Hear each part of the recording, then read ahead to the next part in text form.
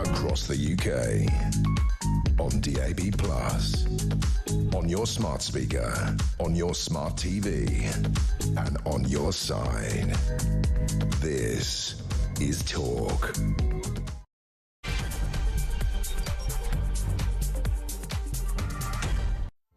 And good afternoon. 3 minutes after 1 o'clock. Thank you to Julia. Welcome back. It is the home of common sense, although not a lot of common sense going around the justice system at the moment. Lucy Connolly, mother, wife of a Tory councillor, jailed, of course, over that Southport tweet, has lost her appeal. She faces potentially another 2 years in prison. Her husband insists she's not a right-wing thug. For what purpose does her sentence actually serve?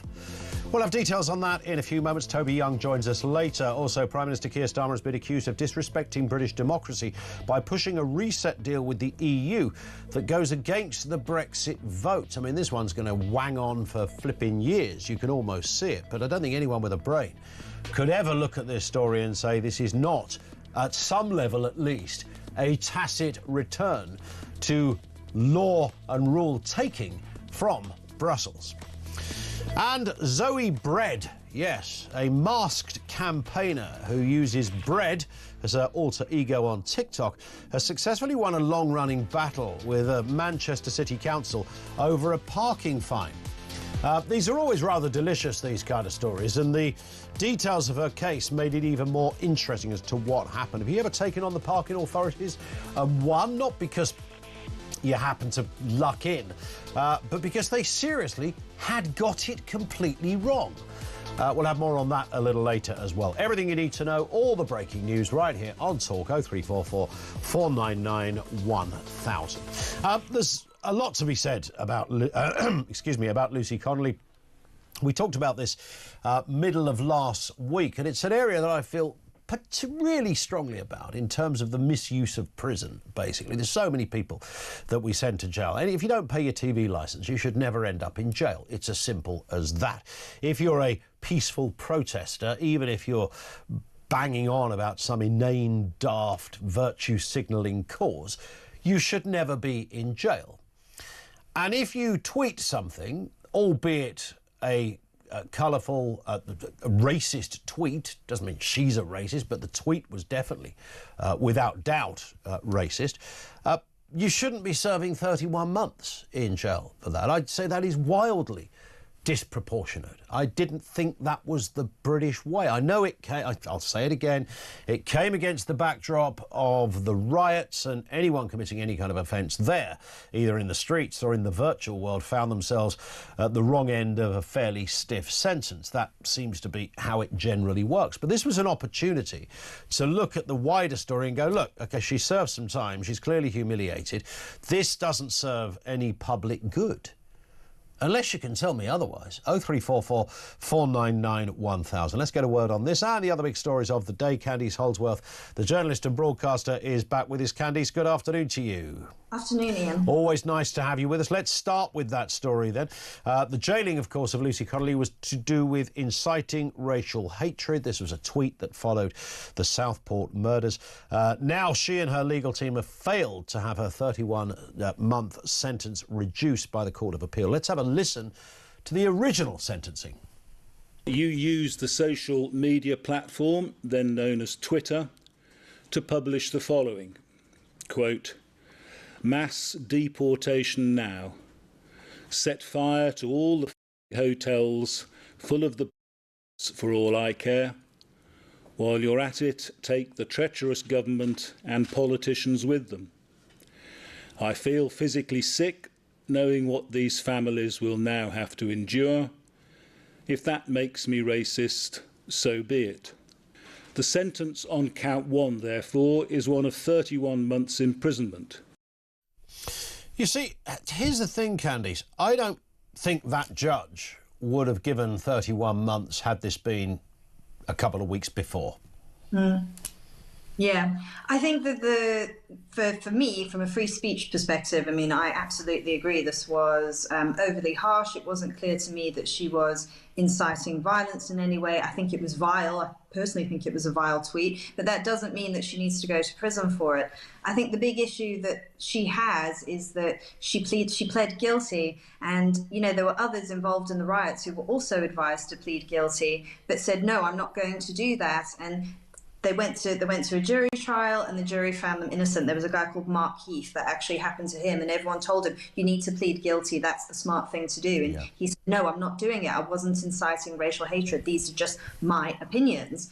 But Lucy Connolly was advised to plead guilty, so she did. And now, in her appeal, they've just rejected that, one, she didn't know what she was doing, and two, that mitigating circumstances weren't taken into account. So legally, it's a really tough position, whereas I think the public look on this and just think, no, it's disproportionate. Someone should not be in jail for 3 years who poses absolutely no risk to the public. I think that's the point, isn't it? And there were other circumstances around this. No one is going to defend the initial tweet. She deleted it. That's fine. That doesn't necessarily make it okay. But no one's defending that. No one is also suggesting that there isn't a sort of degree of responsibility you have to take for posting something like that and therefore face some kind of punishment. I think this all, for me, this is not, I don't think she's not a political prisoner. Nelson Mandela was a political prisoner. But she is someone who's received a hefty, and I would argue, a disproportionately long prison sentence. Yeah, I think so. I think that's the feeling that many people get. I think when more information came out about her as well, when the Telegraph journalist Alison Pearson published her long piece, and people sort of realised the background to Lucy Connolly. She was bereaved, she's a childminder, she cares for her husband. She had deleted the tweet after she wrote it, so she did realise that it was wrong. But sadly, I think a lot of these things, though they can be entered into a court of law as part of your plea, they have to consider things on a legal basis. So I think that initial guilty plea, that was obviously not good advice. But you know what? If you're an ordinary person, you're going to take the advice of your lawyer. You're going to think, okay, this person knows better than me, unless you are a seriously bloody-minded person who's just like, no, I'm going to take the risk. It's interesting that Tommy Robinson, it's been announced, is going to be released from jail in the next week. Now, this isn't because of an appeal. He didn't win an appeal. This is because of a 4-month possibility of essentially redeeming himself and recognising that what he did was wrong.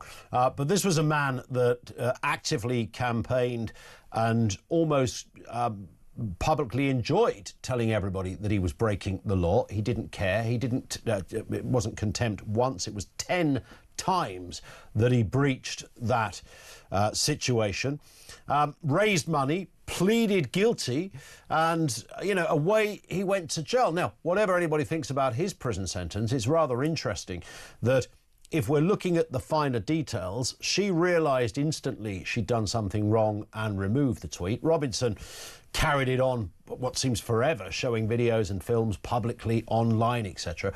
So, of those two cases, they're not, by the way, directly comparable. There are some seductive comparisons, but it's interesting that she will continue to spend her time in jail. She could be released in July, but, in theory, another 2 years.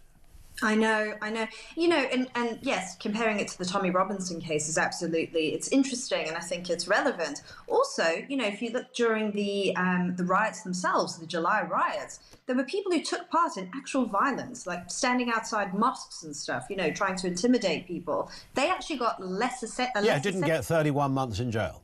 Yeah, for actual violence, for deeds, for physical acts, than someone just typing something, screaming into Twitter. And it's not clear that it actually did incite anything. And so, I think for most people who are interested in the free speech question, they will say this is part of a larger theme that, in our society currently, the authorities seem to be obsessed with speech, and in particular, speech on social media. And they seem to think that that is more worthy of police visits, investigation, prosecution than violent crime. How many places in this country has violent crime gone up? It's not being investigated by the police. People are feeling unsafe in their own neighborhoods. Yet you can get a knock on the door for writing spicy things on Twitter about your child's school or something. Yeah. Crazy times. We'll come back to that. So we're asking the question, what purpose does Lucy Connolly's sentence serve? Keir Starmer, a man who many people would like to give a prison sentence to, his His Brexit reset deal grants European fishermen access, of course, for many years, 12 years, sparking a bit of a backlash. The agreement includes dynamic alignment with EU rules, allowing Brussels to impose sanctions on British exports if it's altered.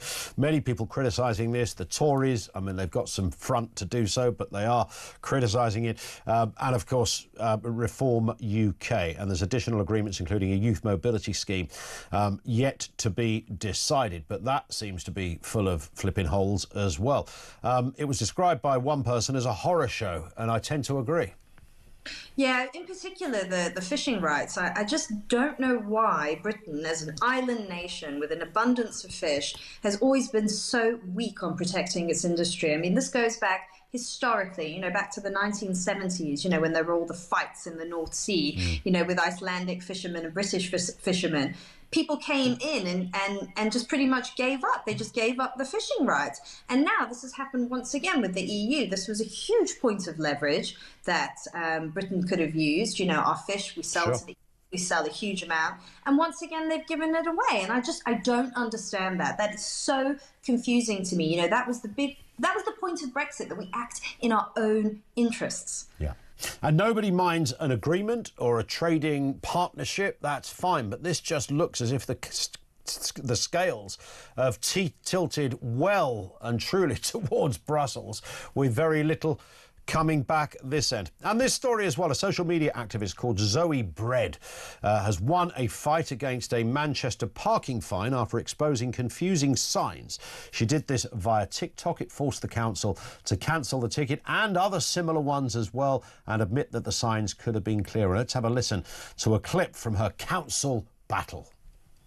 Been doing a bit of research into the road. In the last 3 days, 3 people have got tickets for the same reason. What you would need to do is write back in. It's not even so much about me anymore. It's more that I know that it's happening so often there because it's your fault. I mean, the council's fault. You know, the signage is just totally misleading. Would it be the SOP car park? Yeah, so your sign points to the... The thing is, it is clear that that machine is for the SOP car park. It's only clear when you know, but if you've never parked there before, you see it says pay over there with an arrow, you just go over there to the big pay here sign. Yeah, and she was right and they were wrong. As simple as that, Candice. This happens a lot, right? It does. Oh, I love it. It's so great. You know, I love these influencers who sort of have like a very specific thing that they look into, and it's actually really useful to the public.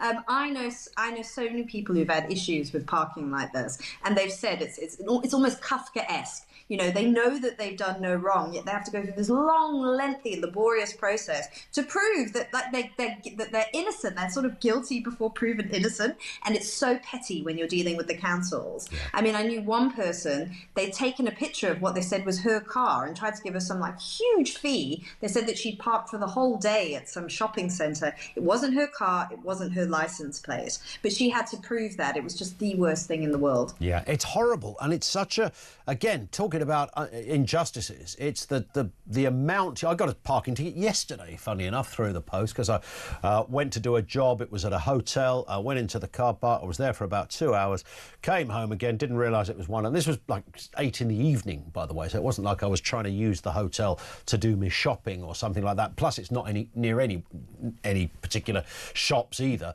And yet they had one of those camera things that film you going in and coming out again, and I'm now 60 quid lighter as a result of this.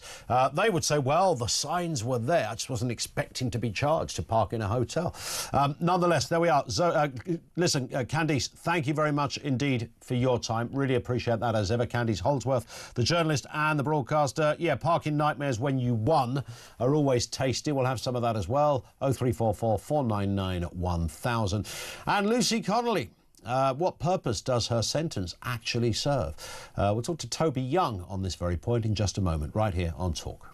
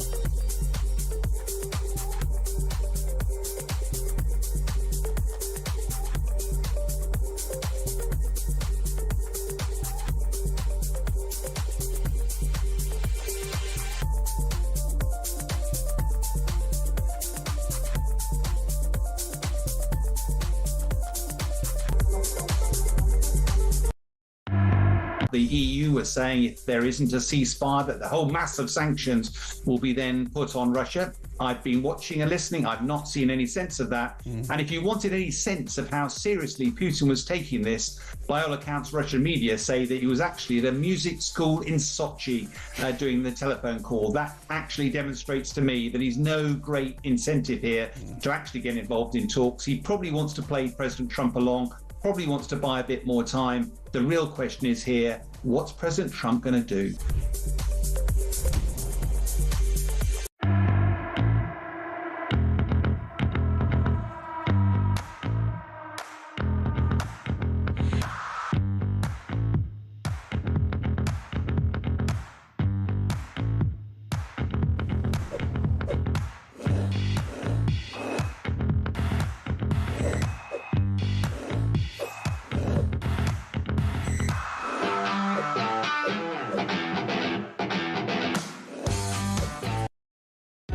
Across the UK, on DAB+, on your smart speaker, on your smart TV, and on your side. This is Talk. We're going to be speaking as well to Luke Gittos, surely, the lawyer, to get that perspective on the law of the land and what the heck happened at the Lucy Connolly, I would argue what happened at the initial trial, to command this extraordinary sentence that was handed out. We now know, as of today, that she has lost her appeal against a 31-month jail term for inciting racial hatred after the Southport attacks. Judges rejected a lawyer's plea for leniency over her guilty plea and her 12-year-old daughter, so she won't be released before August. Her husband, Ray, says he's heartbroken that the court has shown her no leniency despite her paying a very high price for the mistake. The ruling followed a far-right activist, Tommy Robinson, his sentence being cut by 4 months, although there are other reasons for that. That wasn't an appeal process. Let's speak with Lord Toby Young, Conservative PM, Vice Chair of the All-Party Parliamentary Group on Free Speech and, of course, founder of the Free Speech Union. Toby, good afternoon to you. Good afternoon. Nice to have you with us. Now, of course, you were well behind this case. Was this an issue for you? Was it solely an issue of free speech, or was there the injustice component attached to this as well, or are they intrinsically linked? Well, I think they're linked. I think the fact that she received such a severe sentence for what was, to my mind, a fairly minor speech offence, I think is what makes it such an extraordinary case. I mean, yes, she tweeted something that was indefensible, and she has made no attempt to defend it herself. She deleted it within less than 4 hours and apologised for it after she'd had time to reflect. So it wasn't a nice thing to have said. She wrongly blamed the Southport murders, and this was on the day of the Southport murders that she posted this. She wrongly blamed them on an asylum seeker, as many people did at the time, because there was this information vacuum. We didn't know anything about the suspect, and she posted this rant about illegal immigrants. And as I say, she almost immediately regretted it, deleted it, apologised for it. But in the interim, someone had taken a screenshot, reported it to the police. She was duly arrested, denied bail, prosecuted, and sentenced to 31 months in jail, more than 2.5 years. Yeah. What's so extraordinary about it is that what we would think of, I think, what anyone would think of as more serious offences, receive lower sentences. So some people who actually were convicted pleaded guilty to participating in the riots last summer, received significantly lower sentences.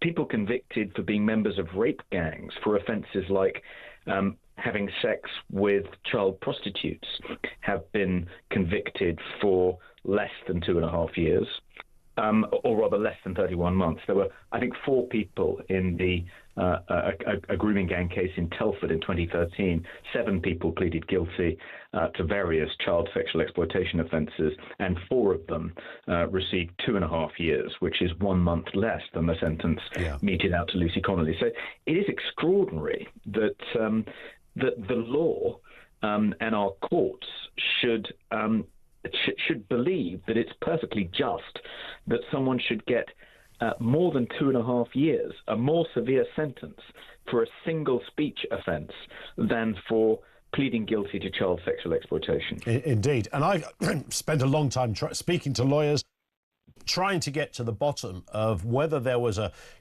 word handed down to the judiciary, to judges during this time. It does seem that not just Lucy Connolly, but others were given custodial sentences where perhaps if they'd been a week before, they might not have done. I'm always reminded that in 2011, the London riots, a similar thing happened. So would you be satisfied, and again, I have no evidence of this, but would you be satisfied that people were sentenced with the riot thing in mind, that was the sort of the factor here, even if we can't find anyone that will say that out loud and agree that some word was sent to judges? Well, I don't know whether, the word came down from on high, but certainly Sir Keir Starmer was making noises during the period of social disorder last summer, in which he was urging the police to arrest people, urging the courts to come down on them with the full force of the law.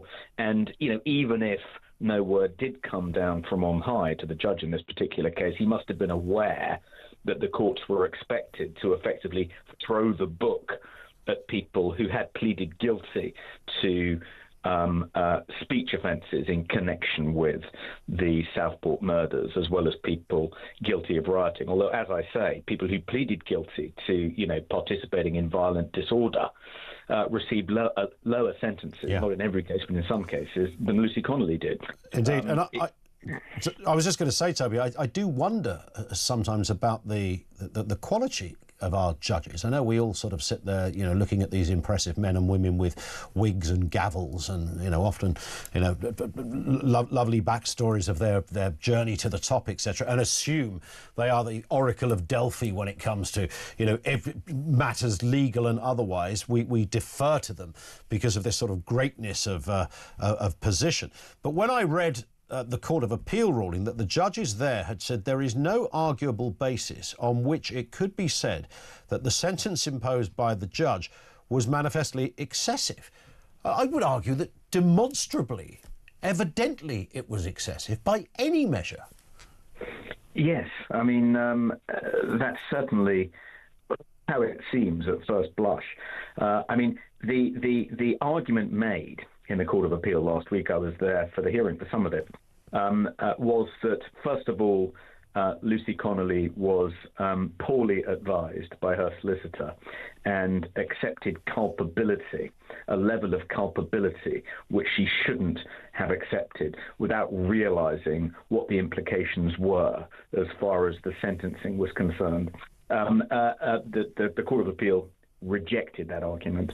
And the other argument made by her barrister, paid for by the Free Speech Union, Adam King, the other argument made was that the judge should have taken mitigating factors into account, like the fact that she'd lost a 19-month-old child herself, so found the murders of these three schoolgirls particularly triggering and upsetting, and also the fact that she had deleted the tweet and apologised for it within hours of posting it, and it just didn't take those mitigating factors into account, and the Court of Appeal didn't think there was any reason why he should have done.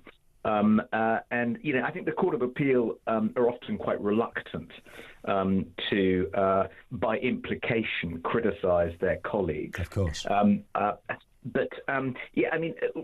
I think one of the pieces of advice that the Free Speech Union gives to its members, should they ever find themselves arrested and charged for a speech crime, is, if at all possible, plead not guilty.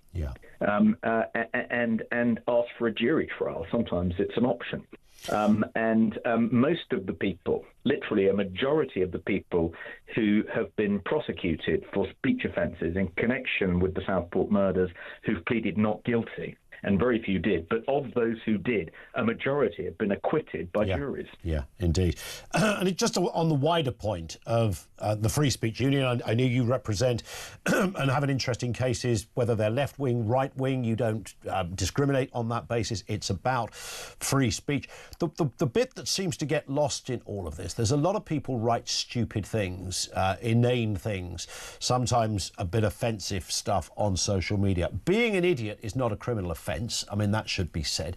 And I sort of sense that all of these things are getting lost. I don't know how we lost our minds on this one, that, you know, somebody who's a half-wit and writes something, whatever somebody thinks of Lucy Connolly, no one's defending the original tweet, etc.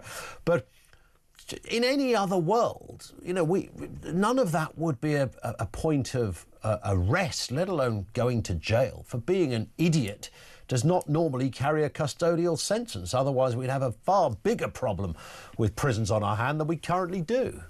Yeah, I mean, I think there are two explanations for the fact that, you know, the book is being thrown at people who say silly things on social media.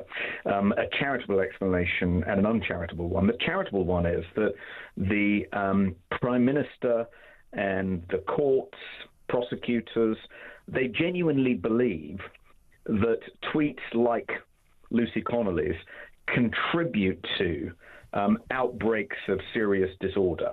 They believe that there's a causal connection between things people say on social media and outbreaks of social disorder. And that's their rationale for coming down so hard on people who say things that you and I would dismiss as silly and not worthy of prosecution.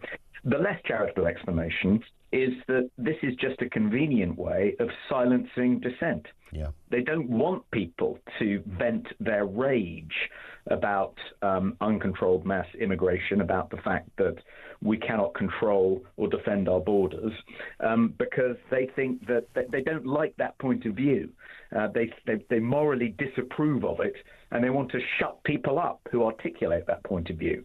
And one argument for suggesting it may be more the second, not the first, is that people who say equally silly, intemperate things on Twitter, but from a left-of-centre perspective, what we consider a left-wing perspective, often don't find themselves in nearly such deep trouble as people who say things that we consider right-wing. It's nearly always people the kind of authorities, the regime, the government disapproves of intensely because they've challenged some shibboleth of progressive radical ideology that get into the most trouble. Sadly, you're spot on, I sense, Toby, on this. Listen, we will watch with interest, but of course, I think I'm right in saying that it's now going to be August before she comes out of jail. Yes, I'm afraid so. Lord Toby Young, thank you. Conservative peer, Vice Chair of the All-Party Parliamentary Group on Free Speech and founder of the Free Speech Union. They have been backing this case for a long time. We can argue forever about the content of the tweet. It was... I mean, look, I'll come back to what I said last week. What makes somebody write that? I have no idea what kind of character would write that, based on the fact that there was a rumour going around on Twitter. I mean, who looks at Twitter and believes a tweet from Bob in Arbroath or some other half-wit who chucked somebody up going, yeah, it was a Channel migrant that committed this crime, and that kind of flared it all up. And then, you know, lots of other people went to jail. Some people nearly went to jail for repeating it, etc. And none of this was clever stuff, and it was all, you know, pretty grubby and misinformation and fake news. And suddenly there was a whole lava of confusion around this. Oh my God, look, so I'm going to respond to it. I mean, she could have just checked and discovered there was no evidence for what it was. But again, that might make her stupid, but that's not a criminal offence. I can get the sensitivities around this. There's no trouble in understanding that, despite what Toby just said, I mean, it is possible you could incite something via social media. Of course you could. You know, a gathering that would turn nasty, but it's possible. However, in this particular case, where there's no other example of her tweeting something like this, she has her own backstory. I know courts say that that is, you know, largely irrelevant. Did you commit the crime or not? But yes, I did. OK, well, your other circumstances may well be troubling. And, you know, perhaps some people would have a sympathy with that, but it's not literally relevant to what happened here. So I get that as well. What I don't get is how anybody conjured up a sentence of 31 months. And I will compound that confusion by the appeal court judges today, 3 of them, that said they can't see any reason. They were their actual words. They literally cannot see any, no arguable basis, they said, and I'm quoting here, on which it could be said So no arguable basis on which it could be said that the sentence imposed by the judge was excessive. I don't even know how to begin to answer that, because by any level, that is excessive. We'll talk to a lawyer. Luke Gittos will join us in a few moments' time to chew the fat on the legality of all of this. Also, Laurie Westall, the associate editor at the Daily Skeptic, is going to join us as well. He's covered a lot of this particular case too. And over to you. What purpose does the Lucy Connolly sentence actually serve? 0344 499 1000.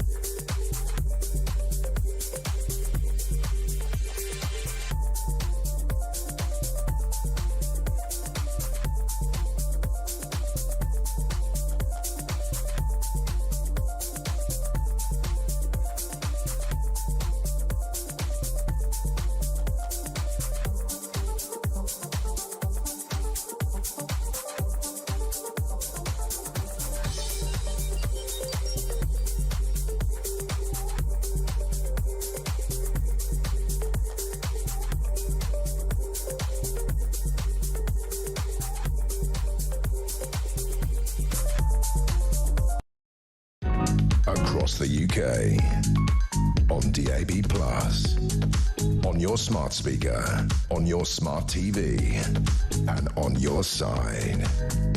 This is Talk. Quite a lot of you making the point that, what was the difference between what Gary Lineker retweeted and what she wrote? Well, I think a lawyer would probably go, there was no incitement in that. It might have been idiotic and hateful, and that could be seen as a crime in itself. That's, I'm guessing, would be what the legal kind of response might be to that one. This comes in from Hugh, who says, I was arrested for insulting someone online for defending the October massacre. The appointed solicitor said he thought I should be and would be prosecuted for hate speech. I'm not surprised Lucy Connolly was told to plead guilty, but obviously left-wing lawyers. Who knows? Is it left-wing lawyers? Is it just lawyers? Was there a voice from above that said, right, hand out the stiff sentences here, boys, because the last thing any government want is disquiet. Having a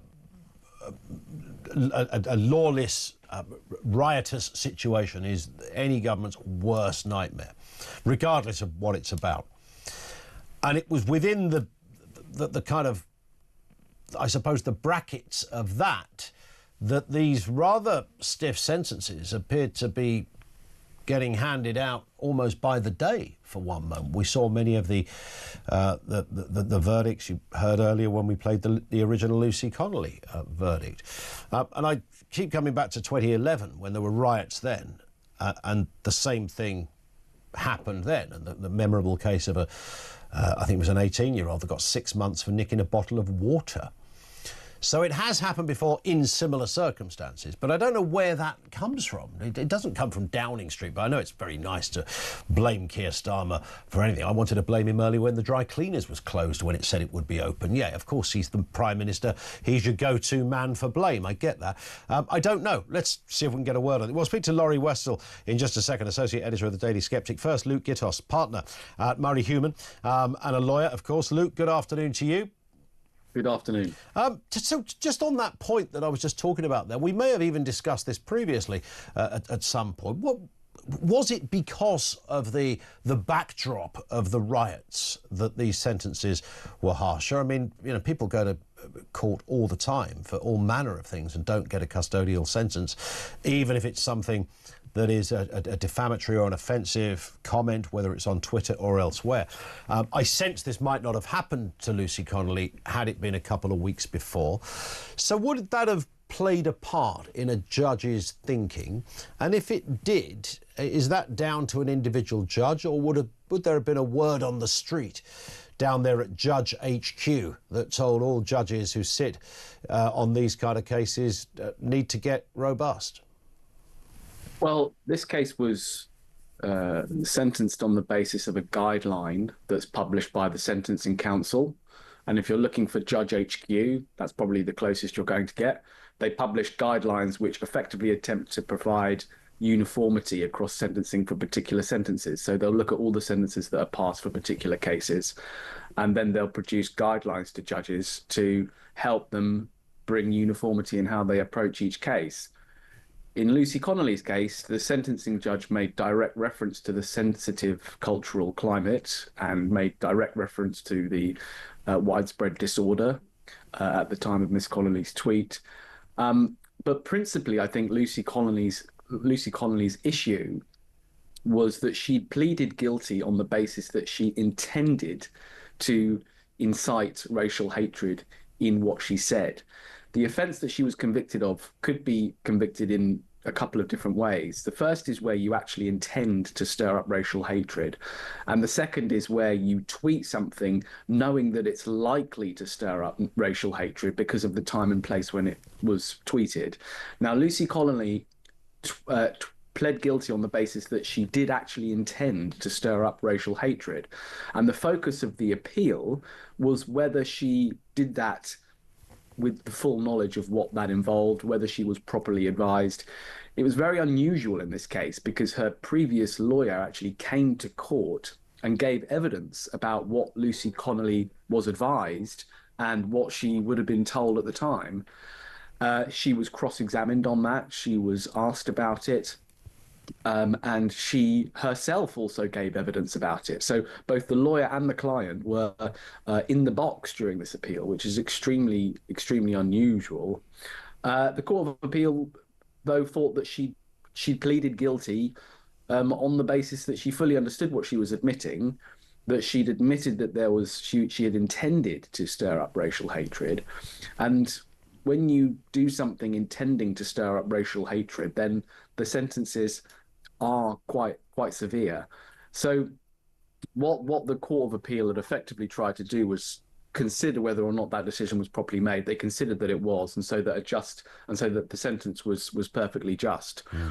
I think the problem we have is that we have laws in this country that criminalize a broad range of speech. I think Lucy Connolly's case sort of sits at this was incitement, and we do have laws against incitement for a reason. Sure. And this is not PC gone mad. We've had incitement laws for decades and decades in this country.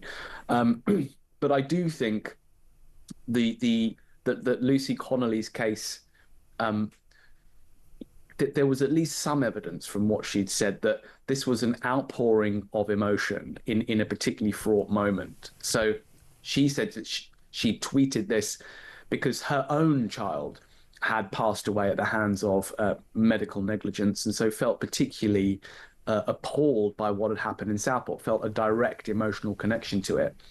And that feels like the way that this ought to have been treated. It does seem that there is an argument that the judge should have paid more attention to what we call the mitigation here. So Lucy Connolly's previous team put forward a lot of mitigation about the fact that her own child had died. She was a mother. This was a very serious, this sentence had an absolutely catastrophic impact on Lucy Connolly's life. And there is some argument to say that the judge should have weighed that more firmly in the balance before sending her to custody. But the Court of Appeal gave the decision a completely clean bill of health and said that this was a sentence that was open to the judge to pass. I know everybody, Luke, is a kind of in this case, an armchair lawyer, and we look at this, but I can't help but think, even looking that just the surface of this story, and as you say, the mitigating circumstances that were given to the original, read to the original court case, the fact that she deleted this, the fact she had no history of anything like this, the fact she previously tweeted about having a non-violent approach to these things, etc. You might have thought that based on that, it was quite clear that this was someone who was not a threat to the public. It was a very stupid thing to do. Of course, it was incitable by definition. In terms of intent, I doubt for one second that she was really hoping that a group of people would mobilise themselves with a box of Swan Vesta and start torching hotels. I sense that that's quite obvious. What is it that, I mean, I know judges get very technical about this stuff, you know, that literally by the letter of the law you have committed a crime. But the circumstances around it, I would have thought, were fairly compelling and plentiful. Yeah, I mean, judges have to follow these guidelines. They have to take them into account. And so a lot of their decisions, when judges come to sentence defendants, their approach to particular cases are quite predictable because they do tend to follow the guidelines quite closely. That there is some benefit to that in that defendants know broadly what they're likely to receive as a sentence fairly early on. The downside is, of course, that there's little room for what we might call moral manoeuvring, in that there is very little space for a judge to take a step back from the guidelines and say, I'm going to take in wider circumstances here. I'm going to consider what might be appropriate when we consider this level of offending up against all other kinds of offending that the courts see. And I'm going to make an adjustment downwards to reflect what we might call public morality. Now, that's on one level is a good thing, because we don't want judges to be trying to guess what the public might think when they pass sentences. Sure. On the other hand, you do hope, and I do think the best judges introduce humanity into their sentencing whenever they can. And you do see this in courtrooms. You do see judges taking a step back from the letter of the law and really reading the guideline in the most generous way possible if he or she thinks that the circumstances require it. I think in this case, the opposite happened, in that we were at a particularly febrile moment in the aftermath of Southport. I think there was probably, well, I mean, there clearly was a widespread belief amongst the government and also amongst members of the judiciary that tweeting and speech were playing a very important part in propelling the violence. And that's also reflected in the Court of Appeal decision. Yeah. You know, there was clearly a view that doing this made violence more likely. And I think that is part of the problem, really, that when these moments occur, we come to see speech and discussion as part of the fuel of the fire of serious violence. And I think if we were really serious about defending free speech and making a principled stand in favor of free speech, we would tell the criminal courts that you need to discount the possible connection between what people say and what people do. Yeah. And that would be something perfectly achievable. Well, we'd like to think that as we move forward, we'd learn lessons from this, but there is a sort of view out there at the moment that actually, you know, the establishment, I know that's a tricky word, but the establishment sort of are digging their heels in by the day on this kind of stuff. Luke, I have to stop there for no other reason than time, but you've been brilliant as ever just by putting some legal meat on the bones, as it were. Luke Gittos, lawyer, partner at Murray Human. Let's speak with Laurie Westall, associate editor at the Daily Sceptic. Laurie, I know you've written extensively about this. Interesting to hear Luke sort of talk about what might have been in the minds of the sort of the judges, and I don't dispute that. You know, that's probably exactly what was going on. We are left with the irredeemable reality, however, that a woman wrote a tweet, not a particularly nice one. I wouldn't have done it. I'm sure you wouldn't either. And got 31 months in jail. And I could sit here for the next 10 hours listing people who didn't get 31 months in jail for longer sentences, even allowing for the fact, I know not everything's comparable. We can play that game forever. However, it's still fairly poignant to remember that this was a tweet and there's a mother in jail for nearly 3 years. Yes, indeed. I mean, I think that is right, and that is what for all the legal niceties and the discussion of the technicalities that, judges can't necessarily go outside of the sentencing guidelines and these kind of things that Luke was saying. Yeah, to the average member of the public, to your audience, I dare say, they will simply look at the sentence that's been handed down there and compare it with other sentences. The one that I think is particularly egregious is that in 2013 there were 4 members of a Telford grooming gang who were done for offences including child prostitution and actual sex with a minor, which is to say rape. And they got only 30 months. Yeah. So that's less than Lucy Connolly. Yeah. And so, I mean, the outrage about this kind of, when comparing things like this, will only continue. Yeah, I mean, I know it's rather, it's convenient for all of us to always sort of blame, this word, the establishment, the Prime Minister, Keir Starmer. This is really where the whole two-tier Keir thing started. I mean, in fairness to him, these kind of anomalies do predate Mr Starmer. I know he's been a lawyer for a long time and he was the Prime Minister at the time. But this seems to be because of, as Luke was saying, this backdrop of disquiet and public disorder appears to have, I would argue, without doubt, accelerated the severity of this sentence. I can't imagine Lucy Connolly would have gone to jail if this had been a week before. Yes, indeed. And I mean, with Keir Starmer, there is some political responsibility to place here for several reasons, actually. But one of them is that, so there's online speech offences. We have the Communications Act 2003, and offences under that are generally up to about 6 months. But there was actually a decision that was made early, around the time of the riots, that on the advice of the Attorney General, Lord Hermer, which is the much more serious offence of stirring up racial hatred, which is in the 1986 Public Order Act, which carries a penalty of up to 7 years, could be authorised for online speech. And indeed it was. And this, reflects what was really, in my view, quite an exaggerated emphasis, as you heard from Luke there, on what may or not it may have been going on online or not, when actually we've heard in recent weeks that there were many other factors that really underlay the riots that had absolutely nothing to do with tweets like this. And indeed, we should add that Lucy's tweet came at a time when there had been no riots yet.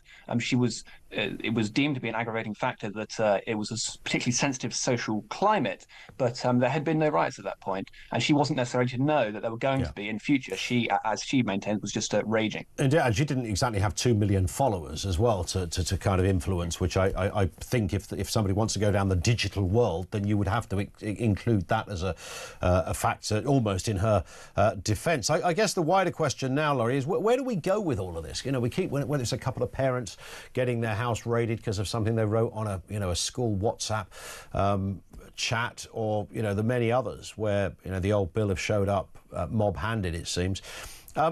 Do we have to draw a line and go, right, anything on social media, unless you're going to libel someone or quite clearly threaten to kill them, then anything goes? Where do we treat it differently, or should we get used to the idea that the online world is now the new real world? Well, perhaps not as far as anything goes, but I think certainly what people have a sense of is that we're almost in this topsy-turvy situation where speech online is treated as more serious than actual violence. And I mean, if we compare another case, I mean, there were plenty of people who were actually involved in convicted of violent disorder, for instance, during the riots, who got less sentences. Throwing bricks at police officers got less sentence than a tweet.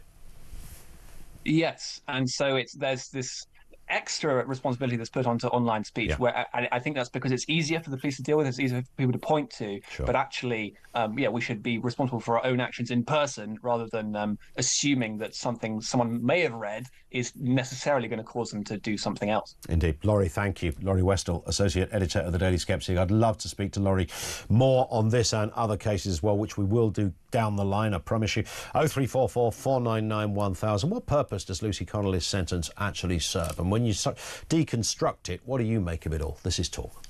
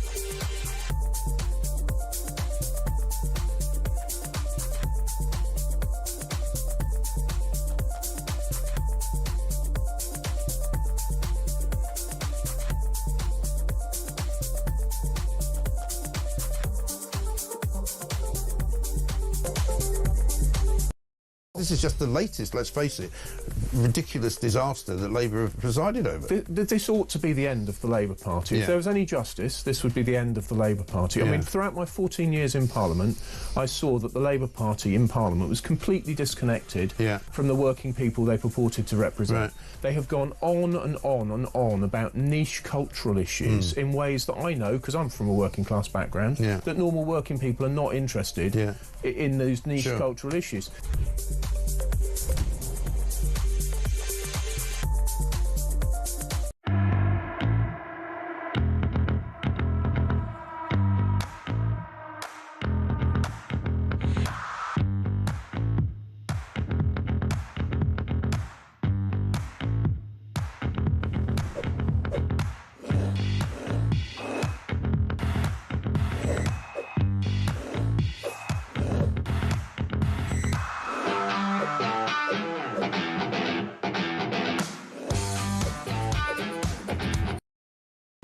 Across the UK, on DAB+, on your smart speaker, on your smart TV, and on your side.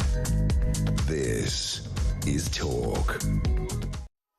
It is Talk. Let's go to your calls. Dan is in Portsmouth on this story of Lucy Connolly and that sentence. Dan, good afternoon to you.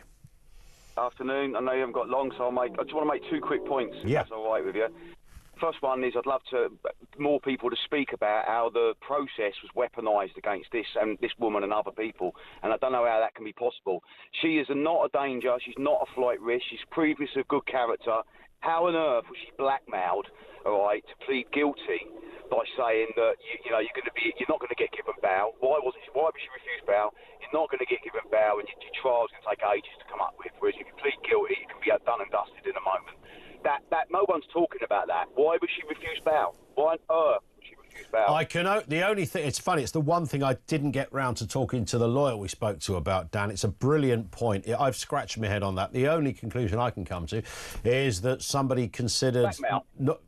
Blackmail? She was blackmailed. She was blackmailed. Simple as that. They came from up high that these people have got to go down, and so she was blackmailed into pleading guilty because she knew if she pleaded not guilty, the system knew she'd walk. Just like all those that did. But I don't know whether that's blackmail, is it? I mean, that's bad advice. It might be bad advice. If you tell someone, no. The solicitor advised her, but the system put that in place. The system refused her bail. The system, right, the machine told her, you're not getting bail. Who on earth doesn't get bail for a nasty tweet when they're previous good character, not a flight risk and no danger to the public? Who doesn't get bail? Well, it's not necessarily... I can only imagine the reason behind that would be that somebody considered... Well, hang on, I'll try again. The only reason I can think behind it is that someone saw her presence as a risk. Now, whether that was against her family, or anyone else, that it could have caused another problem. That's what the legal word would be on that, I guess. Well, I think... She wasn't blackmailed, Dan. Who doesn't get bail? I'll tell you who does get bail. Someone who allegedly stands in front of a crowd on film cameras and calls for the slitting of people's throats. That person allegedly, when he did that, got bail. This woman did not. Are you telling me that? Yeah, but they're not all... The trouble is, we could play this game forever, couldn't we? I could tell you about the bloke in Cleethorpes that got 6 years compared to the man in Portsmouth that only got 1 year for the same offence. And we could do that all day long. And that's been the case forever. And I'm not saying it's not quite powerful to ponder, but I think in this case, lots of people were told to plead guilty on the basis that you'll probably get a more lenient sentence. What I'm talking about, you missed the point a little bit. What I'm talking about is the system in place before the sentence. You're right, sentences differ from place to place and in different circumstances, but the machine should be the same. The system that takes them to the point where they're prosecuted should remain the same. And if one person gets bail, all right, for calling for people to be injured, then the other person who makes a silly post on Facebook should definitely get bail. Why was she... Well, quite possibly. I could only guess that the thinking behind that was if we let you out, not that you're going to run away, but there'll be another flipping riot, and it'll be round your house. That may have been... I don't know, Dan. I'm supposing based on what we kind of seem to hear from the legal word. I hear what you're saying. Dan, thank you. We hit the clock. As you rightly identified, we didn't have long, but we are going to take more calls on this in the next section. 0344 499 1000 is where you will find us. Lots to come. come in the next section. We'll also talk to Isabel Oakeshott, who will have a thing or two to say about this sentencing. Details to come. Right now, let's get the news headlines at 2 o'clock.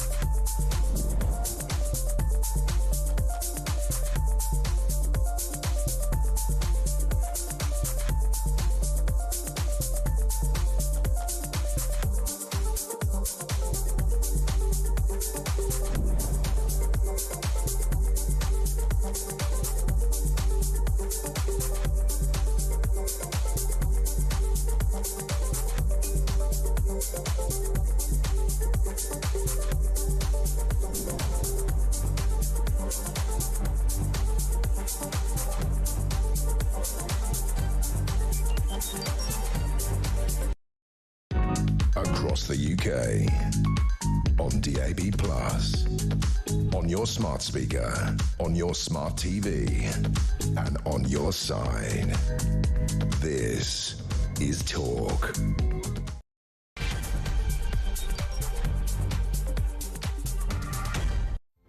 Good afternoon. Welcome back. It is the home of Common Sense. 3 minutes after 2 o'clock.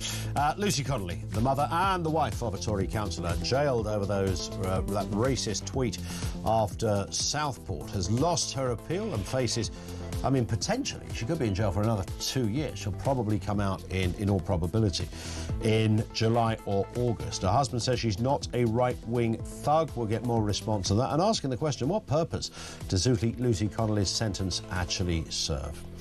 Also this afternoon, Prime Minister Keir Starmer has been accused of disrespecting British democracy by pushing through a reset deal with the EU that goes against the Brexit vote. Does he know what he's doing here? I had a cracking tweet on this from Simon in Devon, which I'll come to in just a moment. And also this, Labour will ban transgender women from all women shortlists following the Supreme Court ruling on the legal definition of a woman, as Britain's equality watchdog is expected to back single-sex spaces like toilets, changing rooms and shelters. I don't know whether this is in Labour's DNA or they just want to do this to make sure nobody nicks them or finds them or causes a problem when it comes to any challenge to this. I'd imagine probably the latter. More on that as well. Everything you need to know, all the breaking news right here on Talk 0344 499 1000.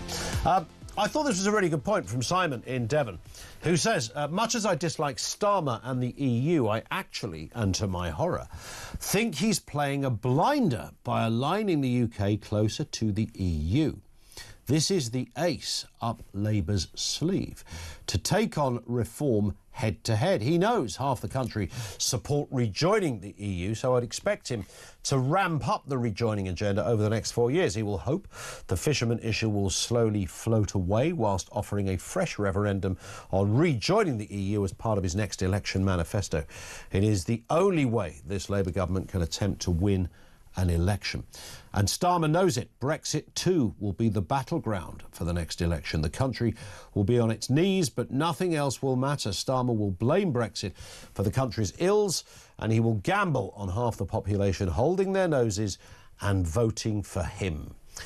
I think Simon, I think you're right on the fact that it's probably the only card he might think in terms of having support.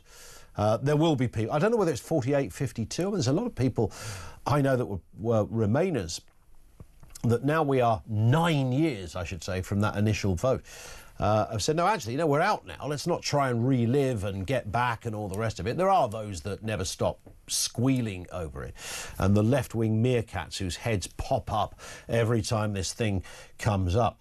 But I don't know whether he'd take the risk on announcing another referendum. He might well play a little bit to the EU's tune.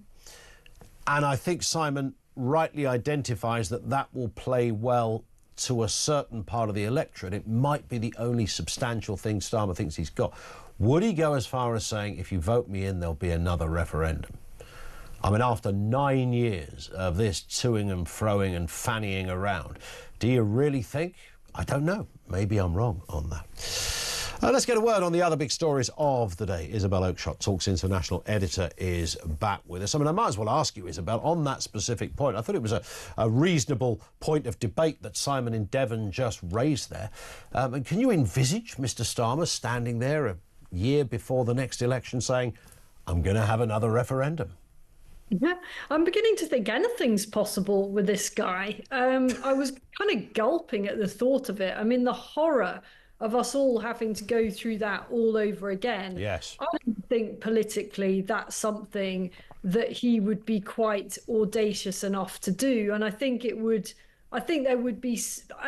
the Brexit vote, which may or may not be still 17.2 million, who knows exactly how many people it is now, I think they would be very galvanised to come out and vote for reform. They'd vote for Nigel Farage under those circumstances. Some of them might vote Tory, but I think it'd be very difficult for the Tories to be more convincing on that than Nigel Farage. So I think it would be a very, very high-risk strategy. And it's not as if... you've got to think about the type of seats that Labour is desperately going to be trying to hold on to. Yeah. And they are seats in which people voted heavily for Brexit. Sure. The areas in which Reform has now won 10 councils, and mainly in Brexit, what the police might call Brexity areas, after their Brexity books or whatever it was they found. Yes, outrageous. So I can't see, I don't think that would happen. But I think that what Starmer has done is in itself already tremendously high risk. I mean, plays right into the hands of Nigel Farage and Reform, exactly the party that he's trying to keep at bay in those areas. Of course, some people are delighted, but are they anything beyond the London, metropolitan elite Islington vote and the sort of Lib Dem vote? Well, I did wonder. I mean, this morning, I don't normally do this, and I wouldn't normally admit to this on national radio and television. Well, I've known you for a long time, Isabel, and I think this would be an unusual thing for me to do.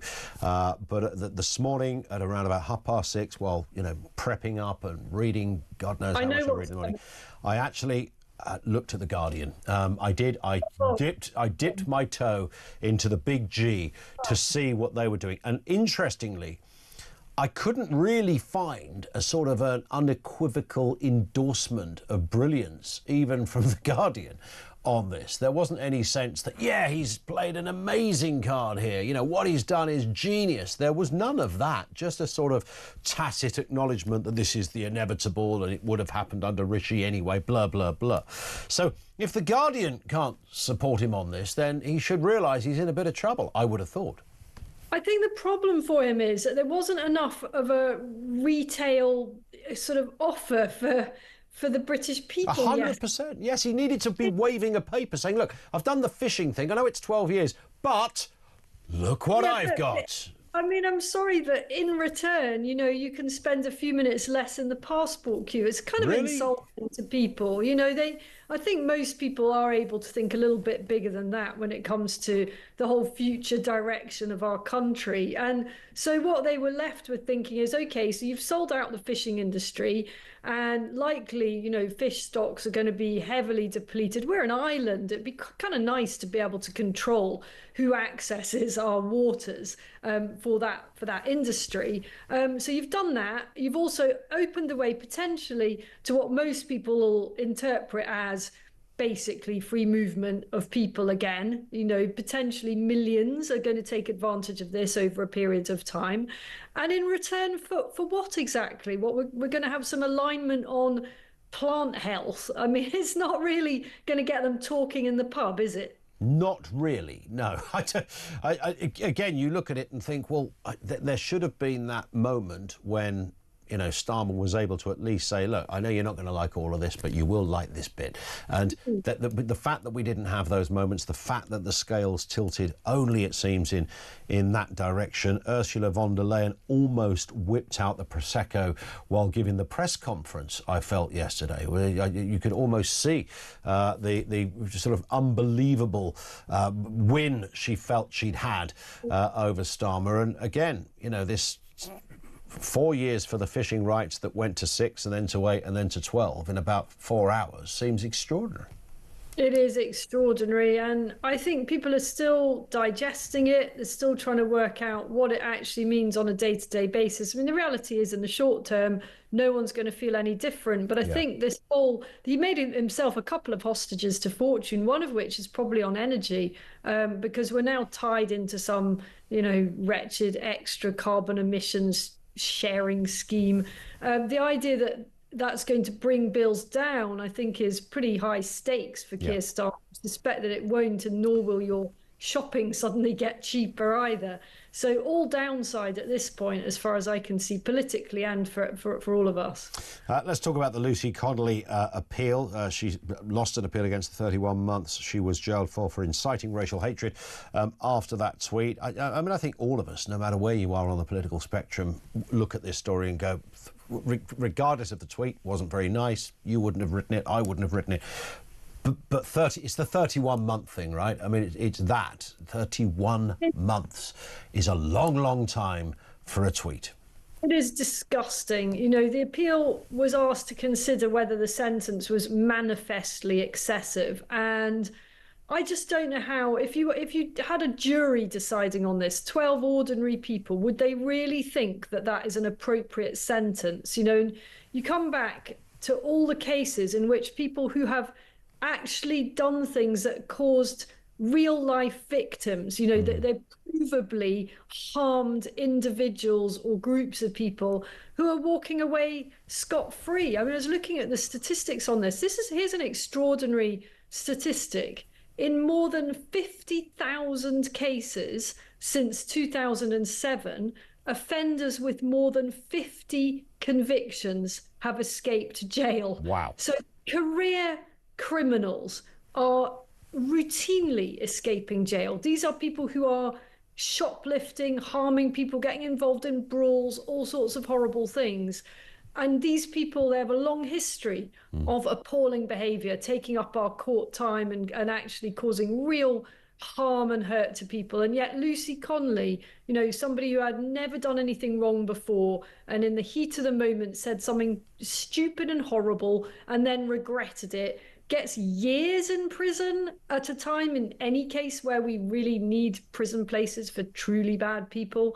It is, to me, the definition of manifestly excessive. She's a political prisoner, no doubt about it. It's interesting that the judges in the appeal, I mean, again, this is where you sort of want to cry for the quality of those that sit ermine-clad in their big oak towers of matters legal. They literally said that there is no arguable basis in which it could be said that the sentence was excessive. Now, I think anyone whose brain is remotely in first gear would say, well, I'm sorry, that's the starting point for this debate. Yeah. We all pretty much agree it was excessive. I mean, the idea that there's no evidence at all or no arguable basis seems preposterous. I mean, I can't understand how this has gone so badly wrong for her. It feels to me as if she has been very badly advised throughout. There's such a kind of groundswell of support for her across the country, and it's precisely because it is manifestly excessive. Every week there are cases of, for example, paedophiles who escape custodial sentences. They don't even get a week in jail. Well, they have obvious victims. I mean, in the case of Lucy Connolly, we're all agreed what she tweeted was stupid. You and I would never have done it. It was horrible. But there is actually no evidence that it did lead to any violence. I mean, she's not a political party leader. She doesn't have a massive following. Yes, the tweet got retweeted a few times, but it will mainly have been retweeted by people going, oh my God, can you see what someone said here? Not, oh, well, in that case, let's go out and man the barricades. You know, some woman called Lucy Connolly that no one's ever heard of has said we should go and do awful things to migrant hotels. Oh, in that case, I'm going to get my firelighters out. I mean, who did that? Nobody. Indeed. And it's worth a mention for this story as well, Isabel. For the first time in 6 years, the Conservatives have slipped to 4th place in the polls. They are now behind not just Reform UK and Labour, but also the Lib Dems. I mean, that tells you an awful lot, doesn't it? I'd imagine William Hague probably felt like this in 1997. And here's Kemi Badenoch living the same nightmare.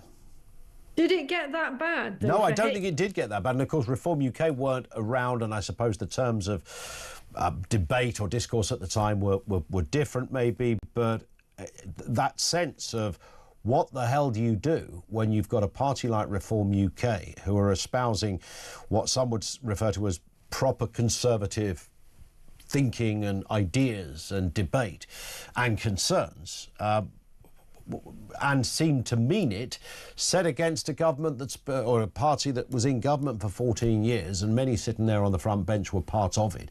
I mean, their position is not just weakened, it's almost mortally wounded.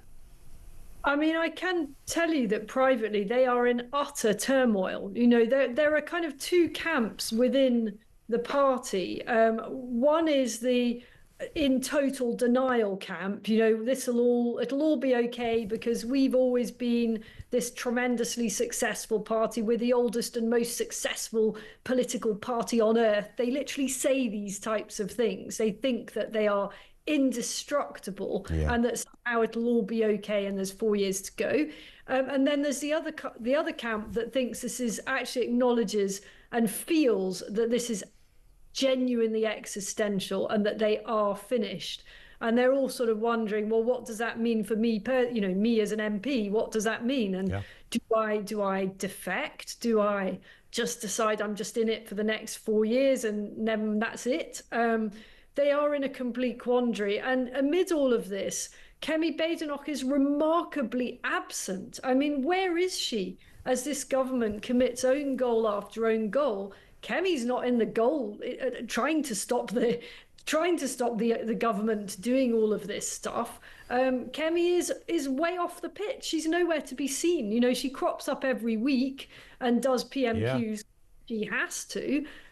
But I'm just not hearing anything from her other than that. Well, indeed, in a world of, the digital age and social media, I mean, her guys should be knocking out half a dozen of these video tweets a day, in order to hammer that message home, the incredulity of what is happening with the government, how the Conservatives can oppose it effectively, and, why reform aren't worth the paper they're written on, stick with me, and, all the stuff you should do.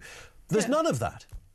It's really weird. It is really, really weird. It's as if she, for the first few months, she had one or two phrases that she just kept repeating, one of which is that we are under new management. She kept on saying that. I suppose it was effective in that at least I've remembered it.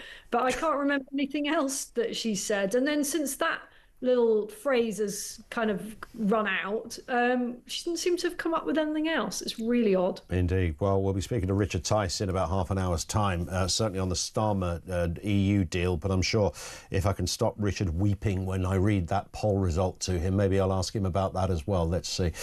Listen, Isabel, great to have you on with us as ever. Isabel Oakeshott, Talks International editor on the big political stories of the day. This comes in from Ollie, who says, Ollie Sally in Wolverhampton says the reason Lucy got a harsh sentence compared to people doing physical acts of violence is because the government have no real control over what is said on social media, where people could organise protests. So they make an extreme example out of Lucy so as to deter any future attempts to stir up protests. In other words, they want absolute control. Although I think you'd have to look at the judiciary rather than the government. I know there's a lot of theories that the government would have had a word and would hand out some stiff sentences. A couple of lawyers who've contacted me saying, reference it was Dan in Portsmouth, who made a really persuasive argument, saying that Lucy Connolly was not blackmailed.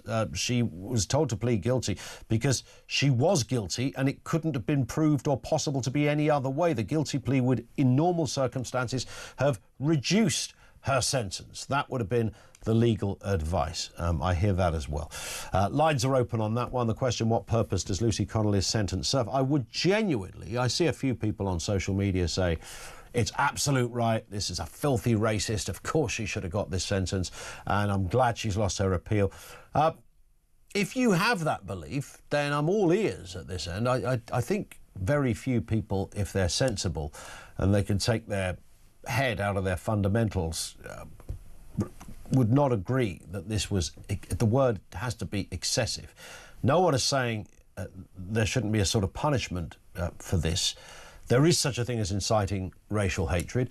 Social media is the new playground where that kind of stuff can happen, regardless of whether anybody acted on it. So, yeah, there would be consequences.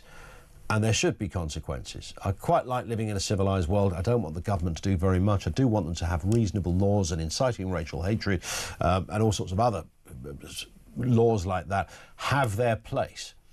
So we all get it. Okay, it's not hard to understand this one. It's really not that hard to understand. I think what we're essentially dealing with here is just simply the length of the sentence. What point does that serve to you? 0344 499 1000.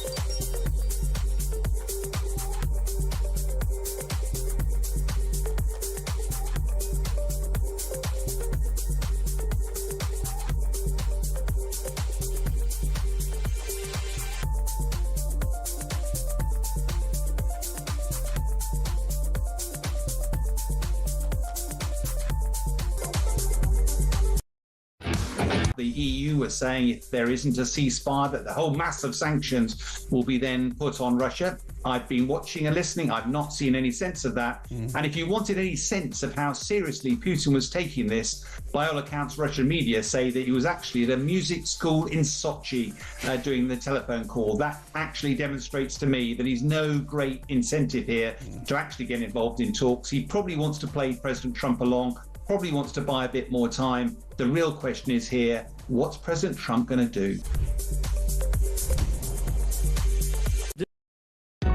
Across the UK, on DAB+, on your smart speaker, on your smart TV, and on your side.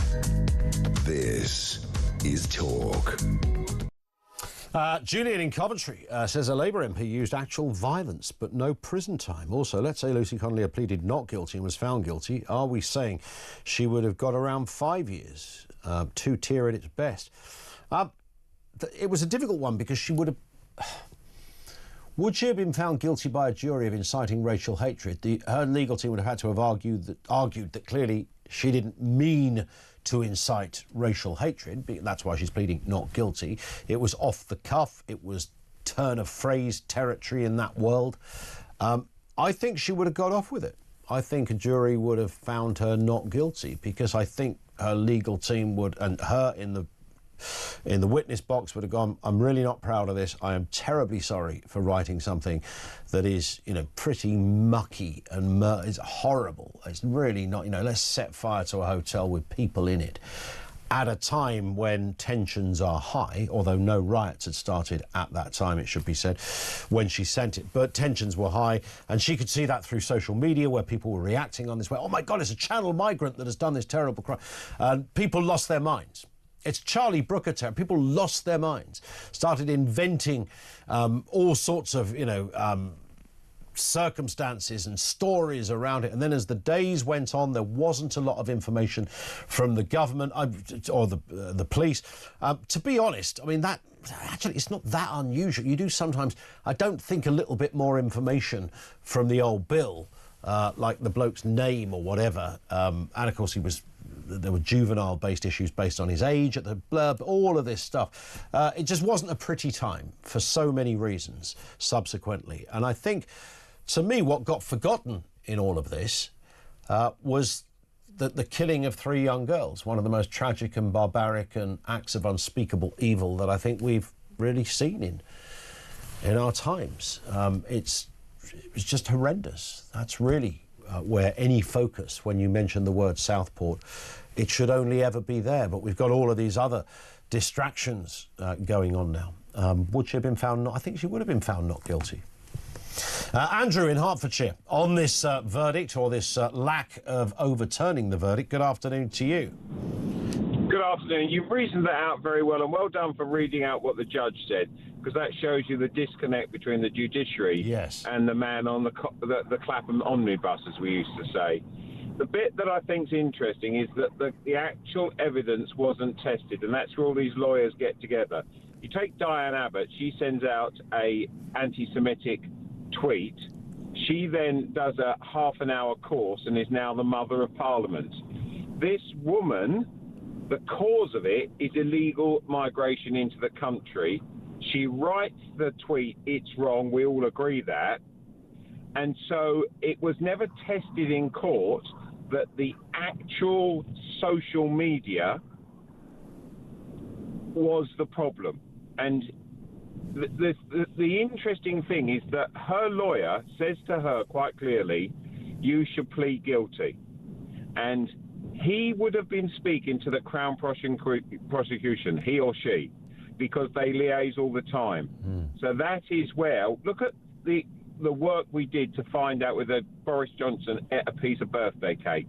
Yeah. I want to see the tweets between Starmer and his friends at the CPS and the CPS locally, because that's where it is. The sentence is disproportionate. I know it's tempting, but I'd be very surprised if you find anything from Keir Starmer. Yeah, but remember, he met with the Crown Prosecution Service, like he said, I did this in the war. He's interviewed, I did this in the riots, and he meets with the Crown Prosecution Service. Well, of course, politicians. I'm not saying he doesn't have any say in running the country. Yeah. What I'm saying is the idea that sort of, try and jail this one for longer if you can, that kind of stuff. I doubt whether that went on. Although but the influence on the riots was very straightforward. Yeah, the influence on the riots was straightforward. They've rioted, therefore we want stronger sentences. Yeah. That was back in the riots in Tottenham. And this is the same thing. This is the MPs interfering in the judiciary, because there's no doubt they were told we want stronger sentences.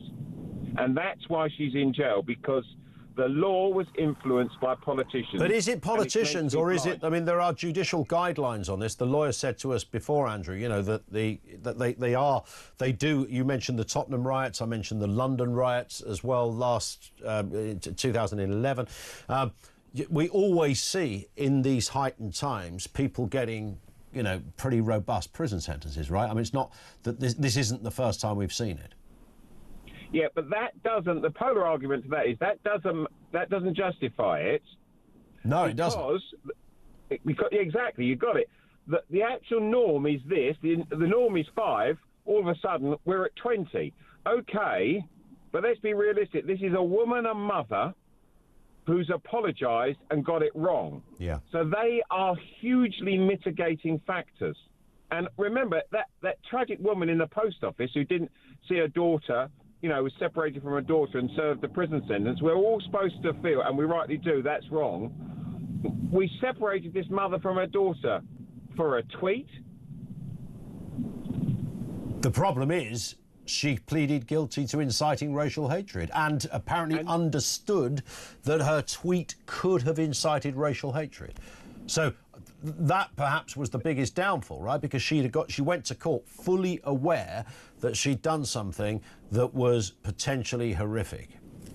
Yeah, but then you'll never know what the lawyer said to her. And think about this. You would sit in front of her and say, you sent this out. Because this is racial, this is the sentence. What I would suggest to you, because it's a tweet and that's new technology, and because of the way the law's set up, let's test this. And you hear that a lot from lawyers. Yep. We must test the evidence. In front of a jury. Yeah, exactly. 100%. I think she would have walked out of court had that been the case. And because of what Keir Starmer and his North London greasy lawyers invented 20 years ago. All these horrible drug dealers and rapists, they learned this expression. Got off with it. And that is the most foul expression because you know you did it, you were guilty, you created a terror. But people walk around all the time. Today, families are in tears because someone's got off with something. Got off with it. Yeah, good point. And Starmer invented that expression and his type. Yeah, well, we will never know, but specifically whether it was him, but I take your point. Listen, Andrew, thank you for that. It is powerful stuff. What I find, and when I say enjoyable, that sounds like the wrong word. What I find fascinating about debating all of this is that we are clearly in kind of new terms of engagement when it comes to life. And this whole Twitter thing, which is so fascinating. It wasn't there half an hour ago, you know, and Facebook and God knows what else. You know, we have, imagine someone listening to all of these conversations 20 years ago and being played the chats about a tweet and a retweet and a post and a status and a profile and all of these, and a story and all of the terminology that goes with it. It would have sounded like, what are they talking about? What are they on about? So, somebody wrote something on a bit of paper. Right, okay. What, and they gone to jail? Yeah. But really? We've got to recalibrate what this social media thing is. Because it isn't pleasant and it's, you know, it's lots of lies and fake news and insults and libels and God knows what else going on a minute by second basis on all sorts of issues, whether it's race, whether it's about war, whether it's about free speech, trans issues, sports issues, Gary Lineker, and they're just the headlines, right? I mean, beyond that, you've got a gazillion people. You ever gone through one of those threads before and seen a couple of people arguing? And you think, oh, this looks rather interesting. Someone's called somebody a bleep bleep, and then they've kicked off, and then someone else has just... And you start to look at it, and you keep scrolling, and you realise there's like 500 posts. Two people who don't know each other, never met each other. One lives in Wyoming, the other one lives in Doncaster. And they're having a massive row. They spent hours doing this. They've gone to bed, so I can't bother arguing with you anymore after 9 hours. Go to bed, then they pick it up again in the morning. It's like, we've lost our minds on this stuff. But it is the new terrain, apparently, and you better take it seriously. Otherwise, you could end up with 31 months in jail. Our lines are open, 0344 499 1000.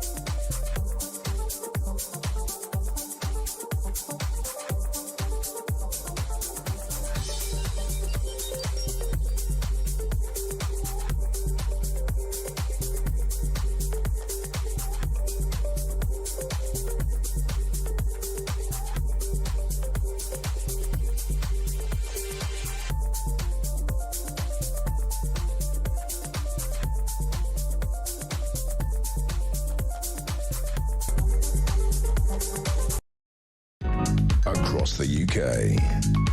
On DAB+, on your smart speaker, on your smart TV, and on your side. This is Talk. It is Talk 25 to 3. Let's move to this story. Labour will ban transgender women from all women's shortlist after the Supreme Court's ruling on the definition of a woman. The party will vote on measures to scrap rules allowing its positive action schemes to be operated on the basis of self-identification. I mean, the idea that you could just... self-identification, man alive. This is Britain's equality regulator is expected to say lavatories, changing rooms and shelters should be run on the basis of biological sex. Meanwhile, new polling reveals 1 in 2 Labour voters also back the Supreme Court ruling. It's quite funny that 50% of Labour voters don't back the notion of what a biological woman is. Let's speak with Mo Lovett, producer of The Battle of Ideas. Mo, good afternoon to you. Hi, Ian. Just looking at this, I wanted to... When I first saw it, I thought, wow, the Labour Party have developed... the Labour government has developed some common sense here. It's a euphoric moment. They've seen the light. And then I thought, wow, this is probably a legal thing, isn't it? They're doing this because they don't want to be collared by the lawyers if they find themselves not adhering to a court ruling.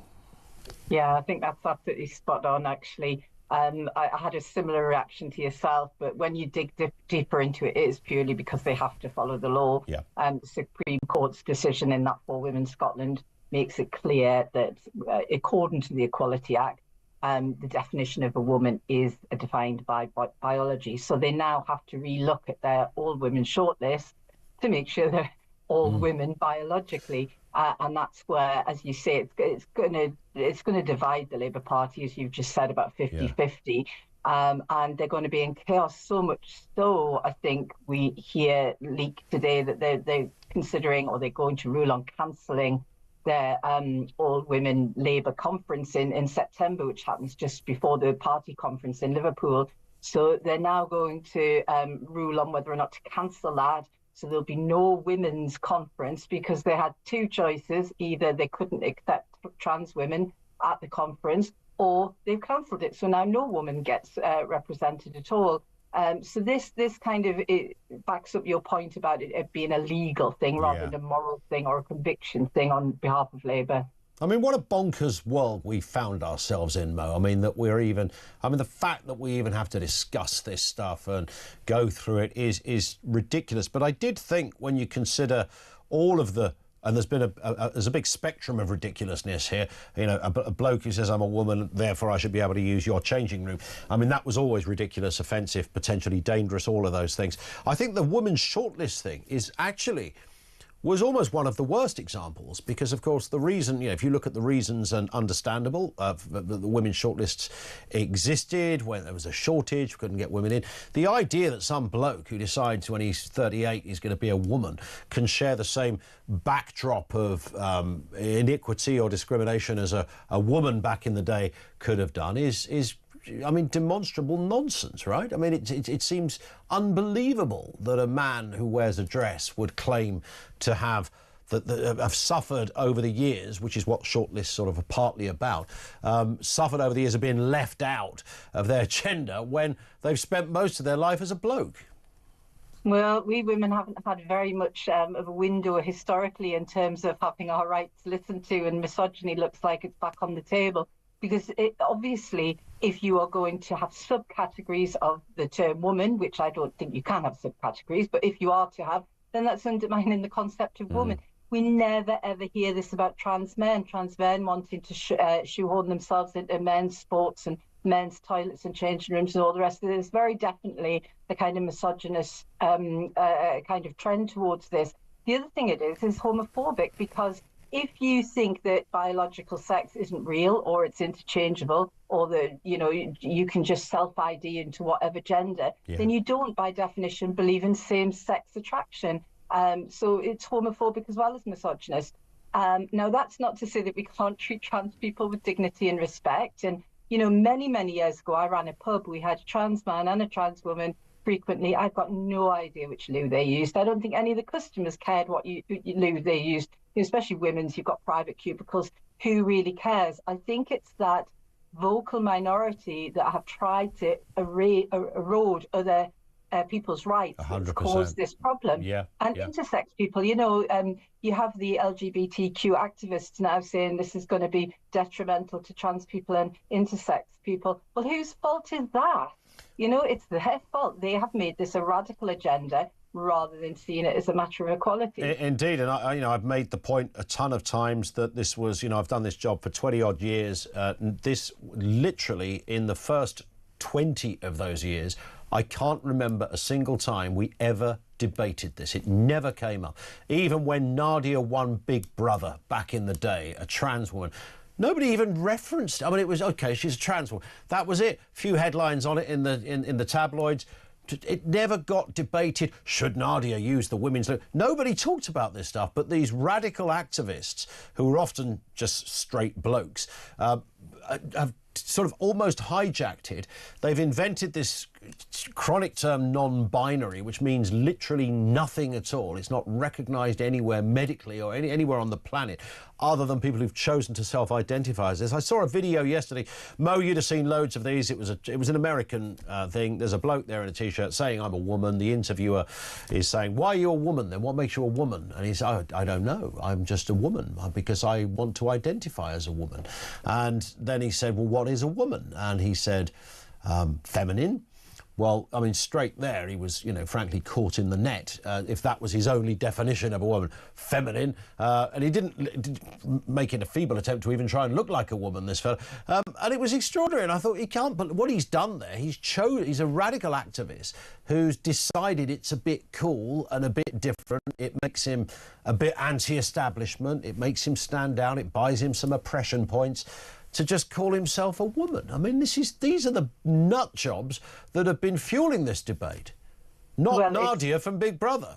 Yeah, well, absolutely. You've hit the nail on the head there about this victim culture. It's almost like, heroes and success and positive things that we might have once valued people for. Now we are valued for how much of a victim we can be, and everybody's looking for a badge to wear to claim that they're oppressed. And it just makes a nonsense of the whole thing of, genuine oppression. Yeah. I mean, I'm not a particularly feminine woman, right? I'm quite feisty. I like politics and sport and things like that. But I'm no less a woman. And actually, that's the other thing with some of this argument. It starts to make it seem like, there are masculine interests and feminine interests. These were the old-fashioned sexist views that said women couldn't be in politics in the first place and they couldn't have a voice because they were too frail and they didn't understand the concept of justice because they were too emotional.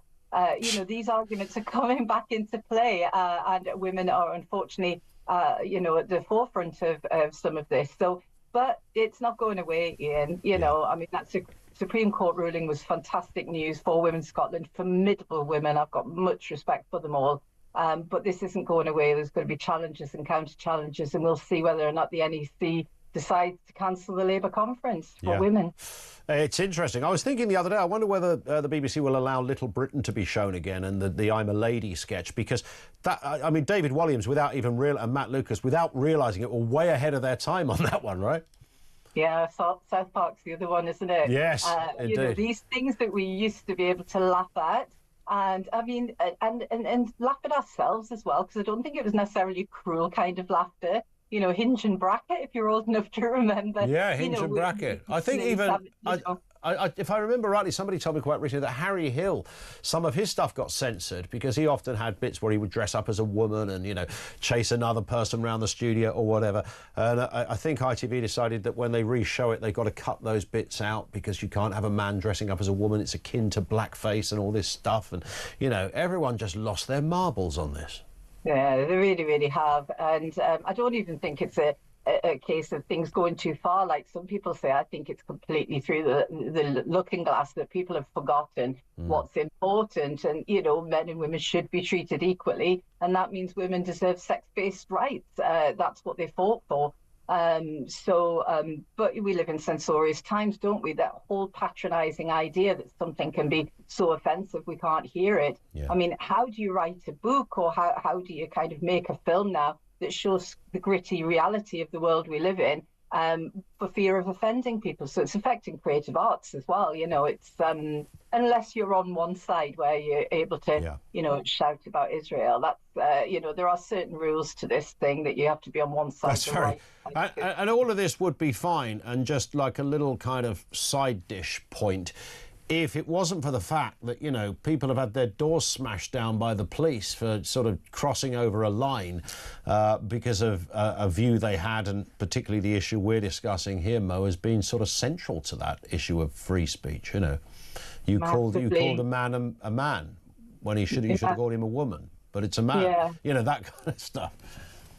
Yeah, no, I mean, there's people who've been kind of repeatedly targeted by the police, and I think there was the case of the special constable last week in Kent Police, who had faced a knock on the door for his tweet. Well, he was actually arrested and subjected to quite an ordeal, actually, for something that turned out to be not a bigoted tweet at all. But he is a 71-year-old man that's been through that process, and it sends a warning shot over the bow, doesn't it? You don't speak out. Lucy Connolly, don't speak out about immigration, whether you agree with what she said or not. And I think most of us don't agree with what she said. But that, you know, should be made an example of, so that people don't feel the right to speak out. This guy in Kent, he was speaking out against anti-Semitism. Are we not allowed to use social media now to comment on the world we live in? It's one of the few public squares that we do get to comment. Well, that was the whole point of it, wasn't it? The whole kind of, you know, when it all started and people, do you remember chat rooms and things like that? You know, when the internet first sort of came, there's a chat room for those who like country and western music, there's a chat room for this and a chat room. You know, people would set up these forums as well. That was the other thing, wasn't it? There were forums, and it was meant to be a bit Wild Westy. It wasn't always pretty, but it meant that you could sort of just be honest and brutal. You weren't being broadcast. Ofcom weren't, you know, breathing down your neck, and that was the kind of beauty of it. And now we've sort of turned that, what should have been a rather amazing development of free speech and democracy, we've kind of put it in reverse gear. Yeah, absolutely. I'm a big favourite in the Wild West of opinions as well. It's kind of what the battle of ideas is about. People should be able to come together and discuss things that matter to them in the world about them. And it's the opposite of what the technocrats like. You know, they like us to be able to only express certain opinions, and they think everything should be tied up in legal bows as well. You can't really decide what you think about an issue unless you're in the Wild West of ideas and get to talk about it. And it's part of being human. I mean, this is such a dehumanising, censorious agenda that our elites are engaged in at the moment. And thank goodness the public keeps fighting back. Indeed. And yeah, because you never really bump into people who believe this stuff, you know, in real life. You know, when I talk to my neighbours or, you know, the bloke that's doing our plumbing at the moment, you know, no one believes this guff and nonsense. But here we are. Let's hope there is a little bit of a change, and the sentiment and the thoughts and people's opinions around all of this is beginning to tilt towards, you know, common sense. Let's hope so. Mo, always great to have you on. Thank you, Mo Lovett, who's a producer at the Battle of Ideas, with us on the programme. Over to you on this and the other big stories of the day. 0344 499 1000 is where you will find us. It is fascinating to me what social media and chat rooms, they were always thinking chat rooms and forums. That's kind of how it began. I think I was on TalkSport and there used to be all sorts of things that were written on it. And it was a bit of a first. You could still, people would text in, and they latterly started emailing in as well. But there were also these forums, which as a presenter, the very best thing you could do with a forum is not look at it, definitely not look at it while you were on air, because it would send you absolutely barking mad. There were a couple of presenters back in the day that would almost base their entire show around the fact that some 14-year-old kid had said something about them on a forum somewhere. Oh my God! And then they'd spend time defending it because it was, look, it was a bit outrageous sometimes, and it wasn't always fair, and it certainly wasn't pretty, and it was often a little bit litigious. And I just wonder whether we've got to sort of grab the bull by the horns and say, can we once and for all establish the status of what this thing is? And unless it is such a demonstrable fact, I mean, we've got libel already, OK? If you happen to say that Mickey Smith at number 57 Acacia Avenue is an active paedophile or a criminal, then that would be a straight case of libel. You can't do that. People think you can do that, and they happily even brag about it sometimes. You can't do that kind of stuff. Or you're going to literally express your desire, your intent to go and murder someone at 6 o'clock in the evening in the middle of Middlesbrough High Street. You know, that kind of thing. And again, this is tricky, even saying it out loud, because where are you going to draw the line? Do we just say everything else is fair game, it's just social media? The problem with all the laws around it, they're legitimising social media to almost a greater status, elevating it to a greater status, to a status that, no, this is the parallel world. It's not any longer a side dish thing. It's the parallel where people do business, where big news organisations break news, where interested sports, clubs of whatever sport break their news and, put videos for their fans, etc. It's more than just the old forum, and that's the problem we're wrestling with at the moment. 0344 499 1000.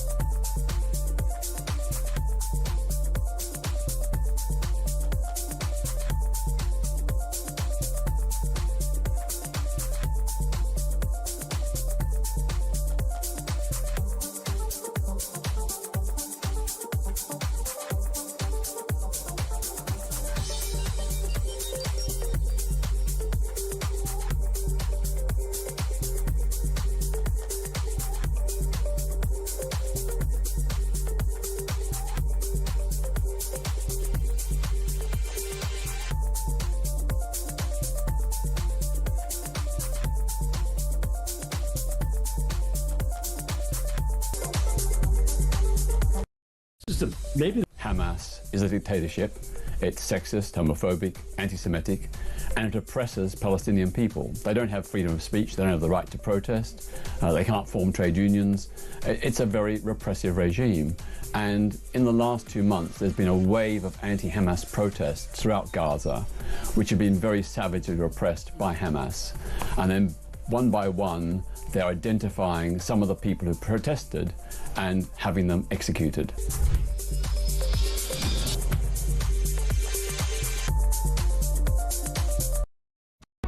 Across the UK, on DAB+, on your smart speaker, on your smart TV, and on your side. This is Talk.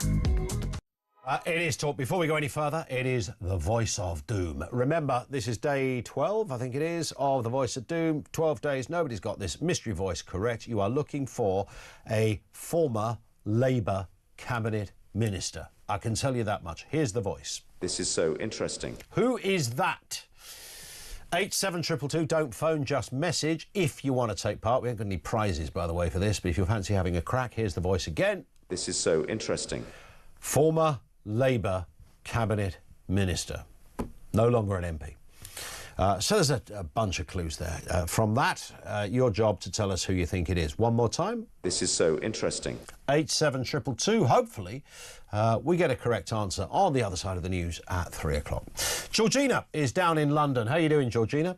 I'm absolutely fabulous. I thought you were calling me the voice of doom then, Ian. Never in a million years. The voice of sanity, George. That's what you are.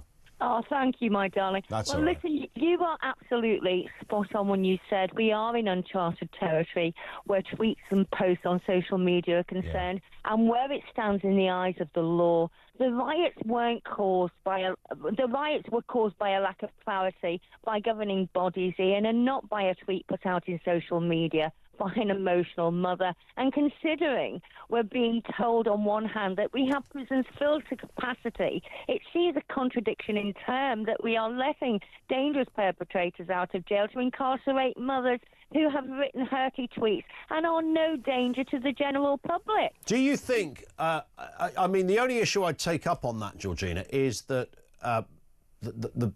many would argue that the riots began because of misinformation on social media. It was many days, I mean, they started fairly quickly after this horrendous killing spree.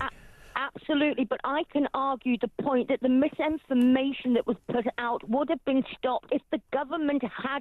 But would that have made any difference if Yvette Cooper or Keir Starmer had gone, oh yeah, the bloke we got was born in Wales and is the son of immigrants? I mean, would that have changed anything? It might. Some might say it would have fueled it even more. Well, I think it would have given a little more clarity. Listen, the general public aren't all savages, you know. We do have brains and we can think for ourselves. And the majority of this country are very sensible, you know. That's true, but it's not that unusual, particularly in a case that it might be terrorism. This is such a horrific crime. We've got the age of the perpetrator to consider. We've got the fact that the old Bill discovered some literature in his home where he's a big fan of American school killers. We've got what are we dealing with here? Are there going to be other suspects that we might have to arrest, which happens a lot? It's happened with the Starmer house fire thing. So there's still all of that to consider. I'm not defending the fact that, you know, more information is often better. What I'm saying is it's not unusual in itself to sometimes wait a few days before you hear more. Well, the thing is, there's no variation on the truth, Ian. The truth is the truth, and we have to go by the truth, otherwise we are finished. The government should have put out some kind of something on the television to let people know exactly what had gone on. That would have helped. I do, however, feel that Lucy should not have spent a day in prison. You know, it's ridiculous. Her counsel should have not advised her to plead guilty. They should have advised her to plead diminished responsibility due to her suffering from mental health issues and PTSD because she had lost her own child. But would that, I mean, I think that's not an unreasonable, but bearing in mind we're talking about children who've been killed, exactly. Then naturally your mind would have immediately, instinctively been drowned in the horrific memories of your own loss. But of course, every guilty person in the world pleads a sob story in court, right? Well, this is where judges come into play. A judge has got to be impartial. So the advice should have been to plead not guilty, right, and go to a jury where you could have got all this information out.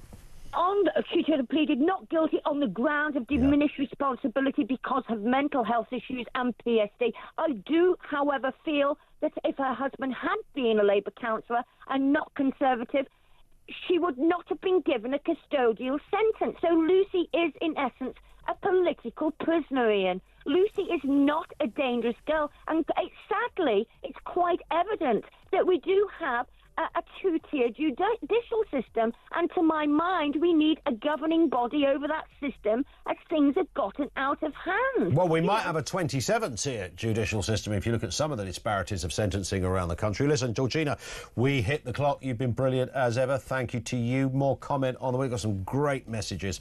I'll come to some of those after the news at 3 o'clock. We are going to talk to Richard Tice after the headlines. He'll explain where he thinks Keir Starmer has gone spectacularly wrong with his new EU deal, and the fact that the Tories are now fourth in opinion polls behind the Lib Dems. And have we got a winner on the Voice of Doom? Here's the voice. This is so interesting. Who's that then? If you think you know, 87222. Let's get the news at 3.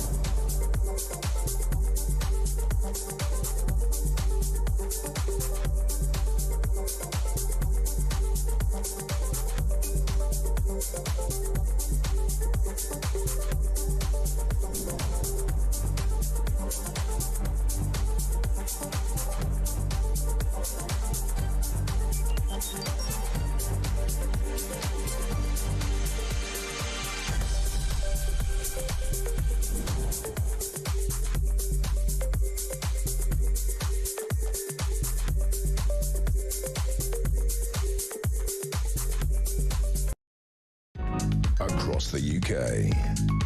On DAB+, on your smart speaker, on your smart TV, and on your side. This is Talk.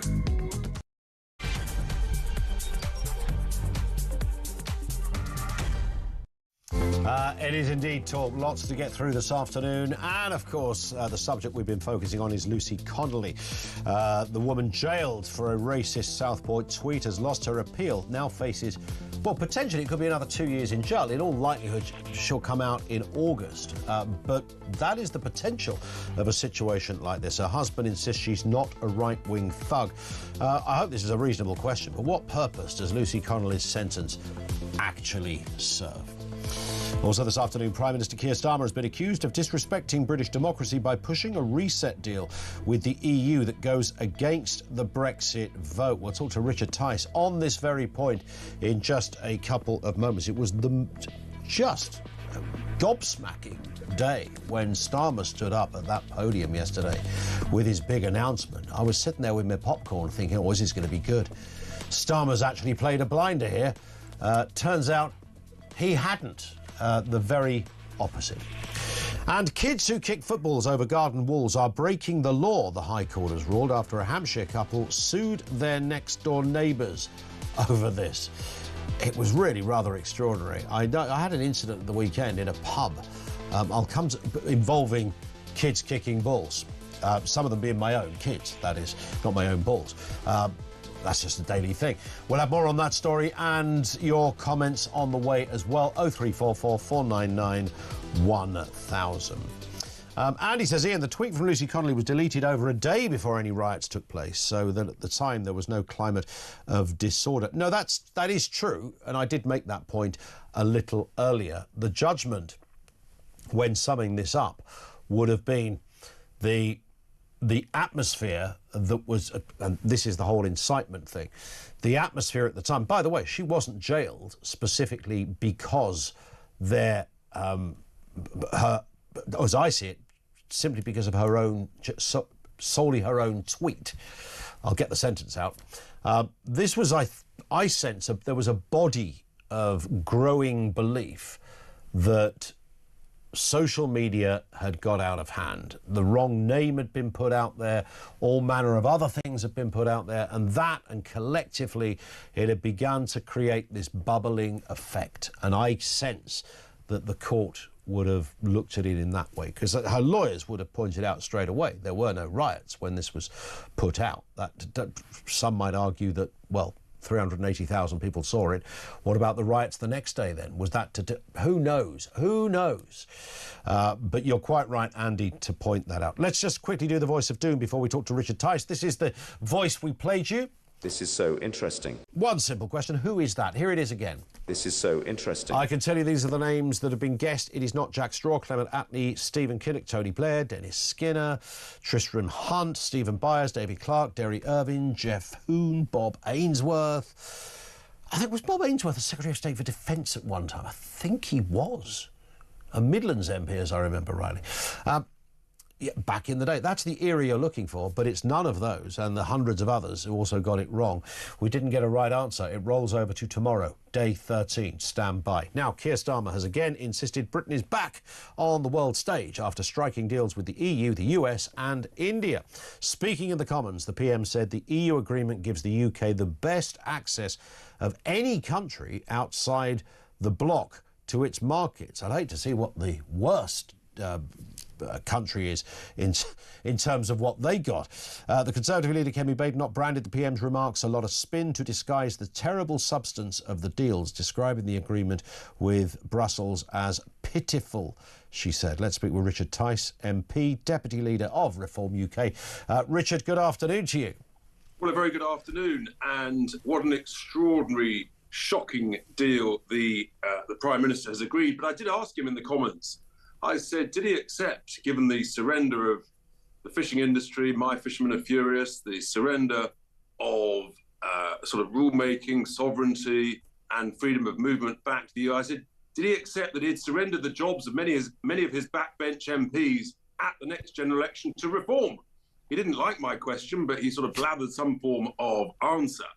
but that's their reality. And it was interesting to note many of the Red Wall MPs were not in the chamber to hear the Prime Minister's statement, which infers to me that their abstention was an indication that they are not actually very comfortable with the implications of this deal. And again, it's only what I've been saying throughout the course of the show, Richard. But when we heard this this extraordinary 12-year deal, and I was trying to have a cursory look about who else signs any 12-year deal over anything, for that matter. It's extraordinary.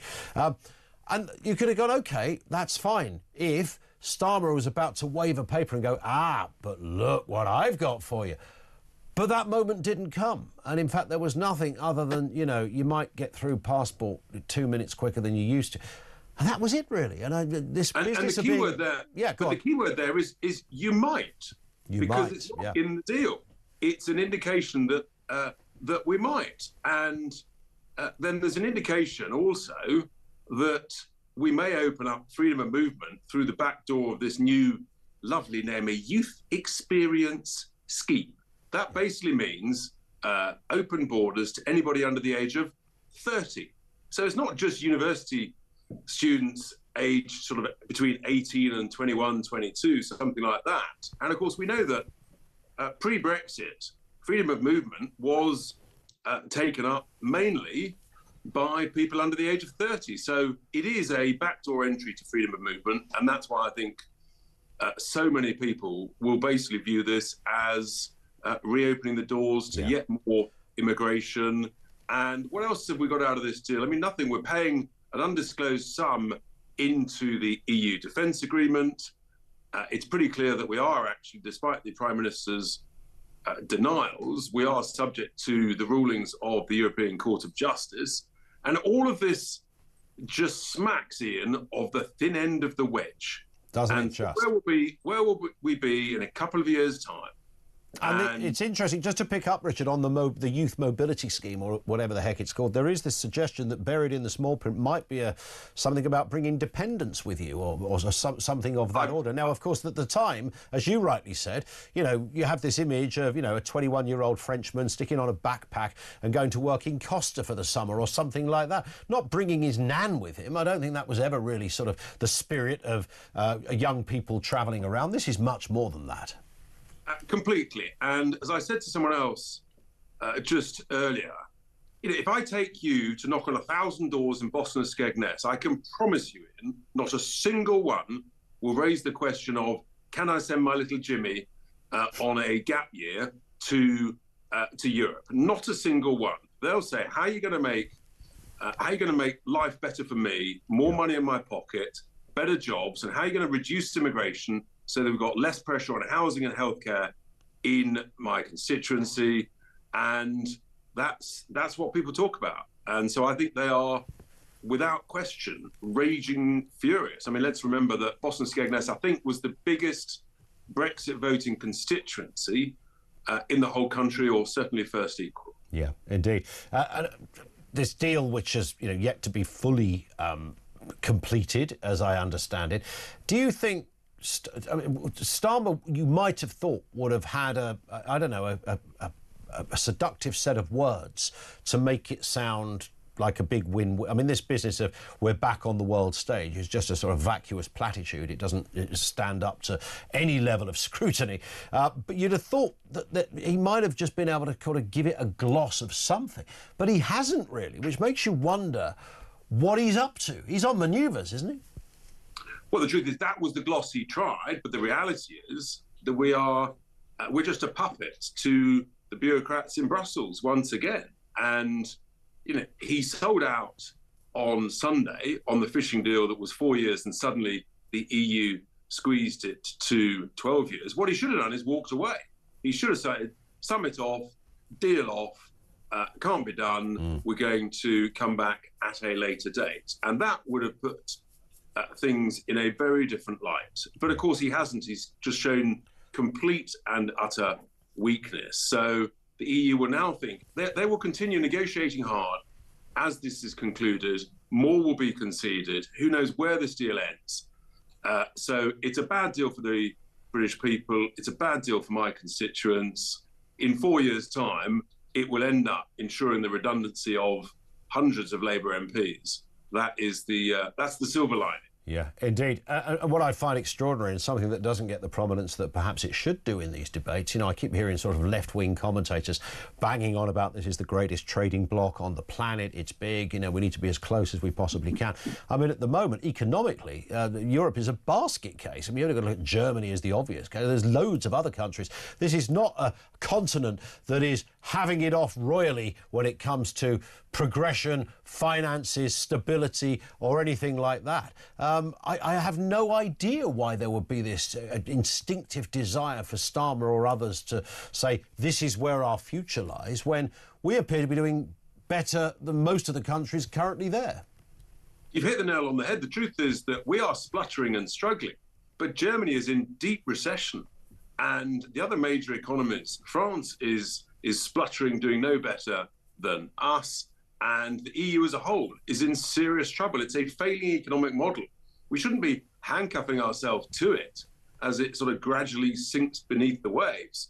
We should be freeing ourselves as much as possible, deregulating and moving as far as possible away from it. And the truth is that the EU needs us in a significant way for their exports, and we should just say, look, it's mutual recognition of high quality standards on both sides, or forget it. Deal off. No deal is always better than a bad deal, and this is a very bad deal. And just a final point, Richard, back to the fishing issue. Another point that I keep hearing raised by some of those same characters is, well, the fishing industry isn't actually economically, it's not that much of a factor in the grander scale.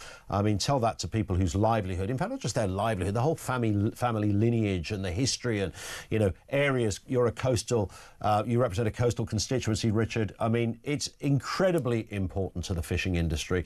Skegness, Boston, and other places as well around the UK. Scotland, of course, have, you know, huge problems with this agreement too.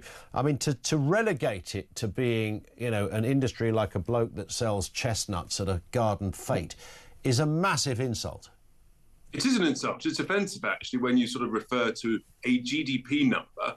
Well, if we actually took control of our own fishing industry, first of all, it would be 3 or 4 times that GDP number, but it's much more about real people with real jobs, real investments in boats. And we've got 180 plus coastal constituencies, which is almost a third of all constituencies, and coastal communities are built around the sea, fishing, the opportunity to feed the nation. Of course, it's such a wonderful, healthy food. So we should actually be saying, do you know what? We want these fish for ourselves, and we're going to buy our own fish, and the public sector should only be buying British fish, and that would be a great way to become ever more independent and sovereign in our own food production and consumption, and delicious it is too. Indeed. Very final question, Richard. I know you're a big advocate of free speech, and we've been in this territory many times with lots of different issues. The ruling of the appeal court on Lucy Connolly, no, you can't come out of jail. The original judge got it absolutely bang on, said the 3 judges looking at this case, which I find extraordinary. If nothing else, regardless of the tweet, and, you know, it wasn't a nice thing to say, 31 months in jail is a long time by any legal measure. This is a politically motivated, appalling decision and judgment for which the judges, frankly, have clearly shown that they're not independent. They are in hoc to and listening to political masters. And I say that with great sadness, because we're a nation that prides itself on the independence of our judiciary, but we no longer have an independent judiciary. This is 2-tier, politically motivated justice. It's that serious. It's appalling. I feel desperately sorry for Lucy Connolly and her family, but I suspect we haven't heard the end of this. Do you think it would... I mean, we've had lots of sort of theories on what happened here. We spoke to a lawyer earlier, Richard, who said, well, look, you know, the judiciary have their own guidelines. They don't listen to politicians on these things, other than, you know, when a new law is voted through and they have to implement it in a courtroom. But there is a kind of a theory that what happened with Southport, and some say it's a conspiracy theory, is that this came right from the top, you know, almost from Downing Street, who would have had a worry. I think there's no question. And let's remember, the Prime Minister actually said that people would be dealt with swiftly and harshly. He basically issued an order to the judiciary who rolled over and said, yes, sir, no, sir, 3 bags full, sir, Kia, who, of course, they all know. And yeah, it's I'm afraid it is. It's truly appalling. And it goes deeper than that, actually, because all of these defendants were given completely wrong advice by their defense lawyers, who rushed in and said, oh, if you plead guilty, you'll get a lighter sentence. And in fact, that was a conspiratorial stitch-up in order that they rushed these cases through, and they all got ludicrously harsh sentences relative to, and as you say, what she tweeted was wrong and horrible, but it didn't deserve any form of custodial sentence whatsoever.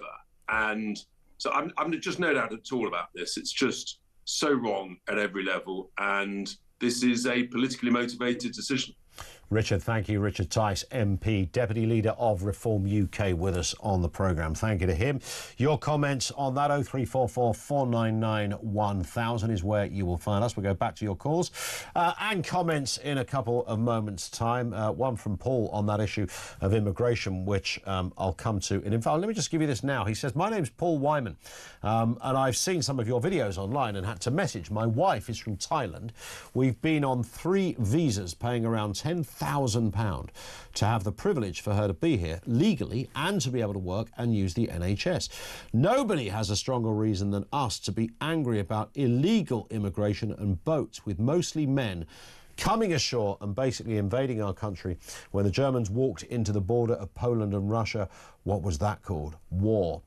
So when you enter a country and have bypassed every official way to be there, like visas, you are criminal the second you step on our shores, not treated and ferried in here and given refuge. And of course, the short answer to that is, if you claim asylum, you cease to become criminal. That doesn't defend it, by the way, but that's, I think, how it works. Yes, you would be a criminal if you just turned up. But no, I'm claiming asylum. Oh, right, OK, in that case, fill in this form. Because if you hadn't claimed asylum, we'd be putting the cuffs on you right now. But the wider point that I take from what Paul has said is, how many times have we had comments from people who have met somebody, a partner from another country, Canada, Thailand, Australia, wherever it happens to be, America, and they have to jump through the most extraordinary hoops. They've got married. They've literally married. They might even have kids. They've got married. They've done everything you need to do. They haven't married for some sort of trickery of getting residency. They've literally fallen in love, got married, and cannot get, and just simply cannot get legal recognition, or the process they go through is extreme, it's lengthy, and it's incredibly expensive. Or you could just hop on a boat and do it that way. That just ain't fair, right? Simple as that. Our lines are open, 0344 499 1000, 20 past 3. This is Talk.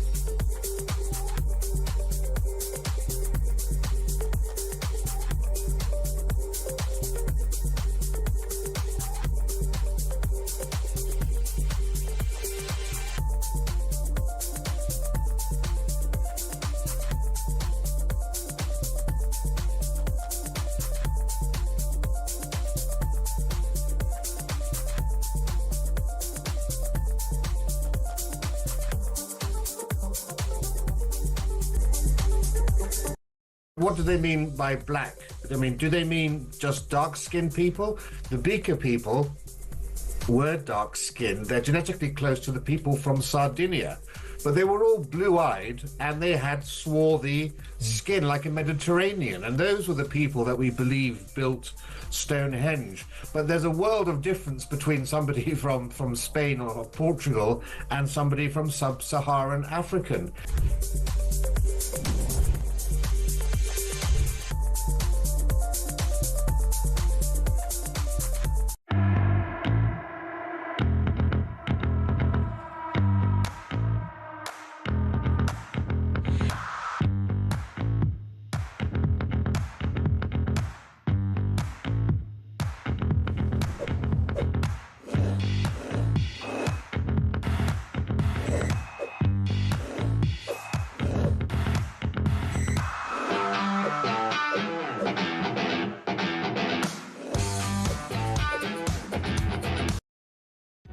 Across the UK, on DAB+, on your smart speaker, on your smart TV, and on your side.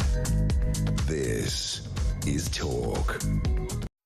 This one from Matthew, who says, enjoying the show. I just want to ask you a question. Are you more cautious with your speech nowadays compared to years past?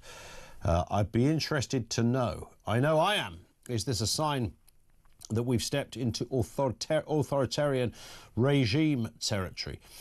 I think one of the things I find doing this job most disappointing is the polarizing of speech. So if you people don't like to do nuance. It's black and white. Not for everybody, but for there's big. So I remember, you know, the run up to the election. If you didn't like Donald Trump, you were immediately told you must be a Biden supporter. Then, well, what kind of intellectual buffoonery would you be applying to draw that conclusion? You might hate both men equally. You might hate one more. You might hate Biden more than you hate Trump. But that would always be if you attack one thing, then you are therefore the very extreme of the opposite. Not just the opposite, the very extreme of the opposite. So if you say, I don't like Donald Trump, you're a mad right-wing, you're a mad left-wing socialist. Even if you went, well, I actually like Ron DeSantis, is probably more right-wing than Donald Trump. That doesn't wash. Nobody hears that. So to me, I think the thing with speech, it's a bit of disappointment, really, that it's quite hard to get to the nub of things. And social media, to me, is the big agitator, because it is the classic example. Whilst it's got its brilliant elements to it, and I love it when people are on fire on social media, you know, whether it's just funny stuff or debating stuff, it's great. But then when it moves into the kind of cesspit territory, which it does quite a lot, that's just really disappointing. I'm not even talking about the horrendous videos of kids being beaten up at school, or somebody being thrown onto a railway track, or real life murders, extreme pornography, all the stuff that is, once upon a time would have been such a taboo that Louis Theroux would have been making a documentary on it. Now you can watch it on the 757 in the morning on your way to work. I mean, that's the kind of weird world we've arrived in. But it's the lies, I suppose, that you get through social media, and the casual repeating of the lie is, why are you not talking about this, Ian? And then there's a little tweet of somebody who's just made something up. Well, we're not talking about it because it's not true.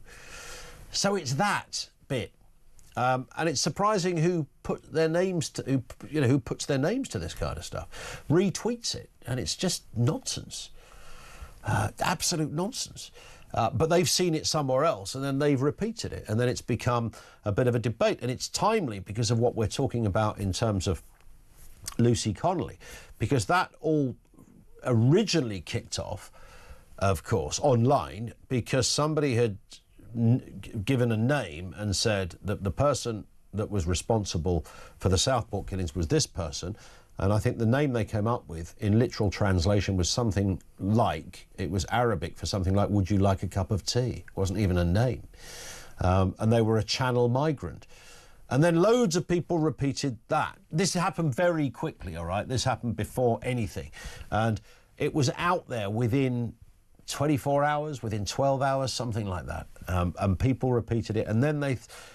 even the ones that didn't repeat it, if this is true, that was the great, if this is true, then this is terrible. Well, don't put something out there like that. And again, I don't want to send you to jail for that or arrest you for that, but it is a crime of utter stupidity, because the mob and the mass and the gathering crowds do react to this stuff. And it went out there 2 trillion times, I would imagine, around the world. Yeah, this is the person that did it. You're looking for a channel migrant, an illegal immigrant came to this country, half an hour ago or something, and decided to, carry out the worst slaughter we have seen of little children. It's that stuff that I really rail against, but I don't know how you deal with it, really.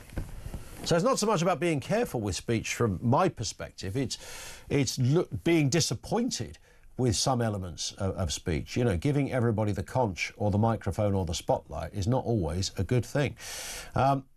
Just a little bit of breaking news. Britain has suspended negotiations on new free trade deal with Israel and summoned the country's ambassador in protest of its renewed offensive in Gaza. David Lammy announced this to the House of Commons, the Foreign Secretary condemning Israel's expansion of military operations in the war-torn enclave, saying history will judge them. In response, Israel's foreign ministry told Britain that if it wants to harm its own economy, that is its own prerogative. Back to your calls. David in Exeter. On trade deals, interestingly enough. David, good afternoon. Good afternoon, Ian. I want to highlight, really, because it's, I think, the biggest issue for the nation, and yet it's getting the least amount of coverage at the moment, and that's Keir Starmer's policy to go into the EU with a defence pact. Yep. Now, this is something I've worked on in G19 with Anne Widdecombe, and we forced Boris to pause it. So we got in the text that he would consider it. So he neither had to say yes or no. So basically what he did is neither. Now, that deal is the deal that the Starmer administration has brought back. And there are some significant concerns with it, not just the apolitical silence all around this issue, because the very future of our military security and defence industry is at stake, because Starmer has not stated what the destination of this pact is. He's left it all woolly and fluffy. Now, however, Ursula von der Leyen has stated in terms openly some time ago what she considers the destination for European Defence and Security Union to be. I'm going to quote Sir Richard Dearlove now, the former head of MI6, when he was at Parliamentary Select Committee. The EU's ambitions in defence and security are quite literally everything in the EU zone. And you cannot be in one part of defence and security union without being in all of it. And who do they put in charge of intelligence? Greece. Now, he then said, and I agree with him 100%, and I've spoke to many admirals and generals, numerous heads of service and chiefs of defence staff on this issue, and I cannot find one, even the ones that were supporting it when Tony Blair initiated us into this and hid it in plain view, that they thought it was a good idea. I only laughed at the word Greece, at your incredulity at the word Greece. I mean, I don't know who you'd put in charge of this stuff. What do you make of the Greece appointment? Well, I mean, it's a nonsense, isn't it? It's in the context of war in Europe. And I think what we've got to do, let's draw back to Churchill and predominantly Lord Attlee when he was discussing European security in the 60s. And he said that the EU was basically a dictatorship of bureaucrats. And he was opposed to it, like Churchill was. Now, the EU was made to stop France and Germany fighting each other. Fine, OK, we can all agree with that. However, what it's not made to do is to fight anybody else, including our adversaries. Now, there's a real problem with this because Ursula has said she wants command and control, single-point command and control of all defence and security services in Brussels. So that's Army, Navy, Air Force, Special Forces, secret intelligence services, the lot. Now, there's even factions within Germany and France and our own establishment talking about a shared nuclear shield, which would mean our nuclear deterrent and the French nuclear deterrent merging into one. Now, she wants capital budgetary control and operational budgetary control for defence and security services and, wait for it, one single appointed defence contractor for the whole of defence procurement for Britain. And the big thing that Starmer's talking about at the moment, if you read the mood music, is about what they're going to be doing with defence procurement. But what people have to understand is that Ursula will be dictating where that money is spent and who makes what. And this fishing stuff that's being bantered around is but a red herring. It really is. You know, we need to look at this. It needs to be analysed. It needs to be scrutinised. But unfortunately, we've got a situation in this country at the moment where the future of our military and our defence industry is going to be a rule taker from the EU, and Parliament is silent. Not a sausage, apart from, God bless him, Jim Allister from Northern Ireland is trying to get a debate on this. He's the only one. Really? There were a few others. Owen Paterson tried to raise it. Andrew Bridgen in his day tried to raise it. I spoke to Ian Duncan Smith on it several times, and he wants to avoid it like a lot of the Tories do. Now, you know, I find it ironic that they're talking now about defence contracts and jobs and, you know, how that can be good for the country. Yes, I agree all of that. And I don't think anybody would disagree, but that cannot be dictated from Brussels under this single point policy. Yeah. Because it's going to end up in disaster. Sure. The EU isn't geared up for this. It's, you know, we've got NATO for this. Why are we having another organisation that isn't made to fight? It doesn't bring any fighting capability to the table at all. Nothing. It only wants to hoover up what's around in Europe and take control of it. Sure. I want to conclude with this, Ian. I want to say this because I really do mean it. May God save the King from Parliament's silence on this issue. It's I hear the concern in what you're saying, and you know your territory, David, as we've spoken many times on this before. Thank you, David in Exeter. We will talk in a few moments about your kids breaking the law if they kick a football in the wrong place. Details on the way of that. Mike McLean, the comedian and TV host, will join us in a couple of moments. In fact, it's not just 3:30, it's 25 to 4. This is Talk.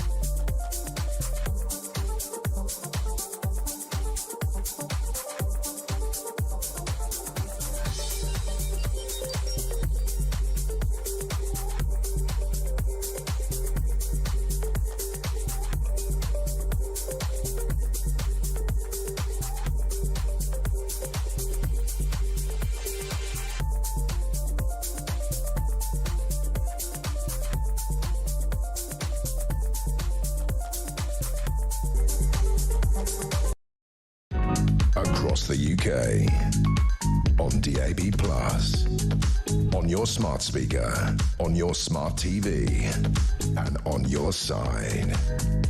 This is Talk. It is Talk. It's 25, is that 24 minutes to? I can't even, 24 minutes to 4. Something of those lines. Peter Cardwell's here at 4 o'clock. Looking forward to that. And this story, the High Court has ruled that kids kicking footballs over garden walls are breaking the law. This is after a couple sued a neighbouring school. Mohammed and Marie Ann Bakhti were awarded damages after 170 balls landed in their garden over 11 months. It's a lot of ballage, I think, per month, you would agree. However, the judge refused to shut down the school's play area, stating that while annoying, the couple had lost perspective. I guess it can be a bit annoying. We were nearly kicked out of a pub the other day because of the kids playing football in the beer garden, where they said there's no ball games. It's a substantial garden, by the way. It's a big old garden. But because of a house that's nearby, only one house, which the ball was not kicking against. There's a fence, by the way, between the two. The grumpy landlord came out and eventually, after trying to convince 5-year-olds to read a sign that said no ball games, it's right up in a tree, this sign, by the way, he then confiscated the balls on a nice spring day. And everyone that was in the garden were there because they were celebrating their kids getting medals at the football awards. Can't make it up. So Mike McLean, the comedian and TV show host, is with us. Mike, how you doing? Nice to see you again. Nice to see you, Ian. How are you? Yeah, good as gold at this end. I mean, it was always the thing as a kid, wasn't it? You know, kicking a ball at the side of a house against a garage. You know, there's always some grumpy old git that wanted to stop you doing it. I mean, I've got a bit of a sympathy with 170 balls over 11 months. But as the judge said, they'd lost a bit of perspective here by taking it to court. I'm just wondering what they've lost. I mean, how have they lost that perspective? Yes, like you said, it is annoying. 170 balls over a year, that's a hell of a lot of footballs. Yeah. I mean, you know, if they sold them on a boot sale, ching, ching, that's all I can think.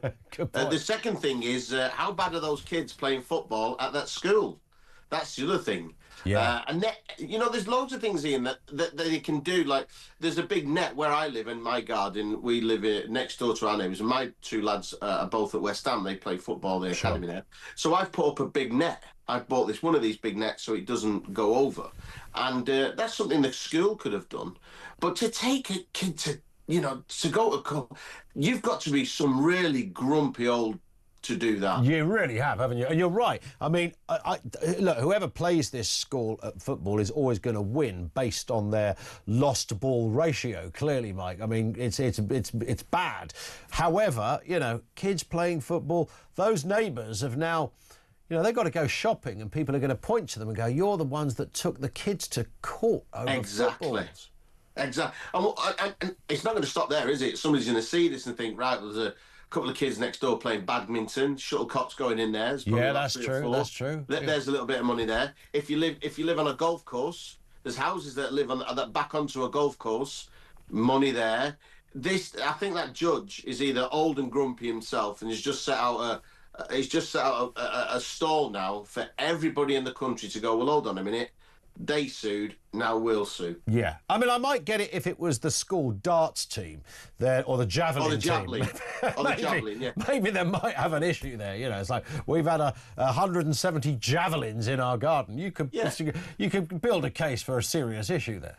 You can't, or if they've got a greenhouse and the balls will keep going over. That's very true. Do you know what I mean? Then fair enough, you go, right, okay, that's another plane of glass you're going to have to pay for. Yeah. I just think this is the world we live in here now. This is the world we live in now. 100%, isn't it? You know, and nothing surprises me now. Nothing surprises me.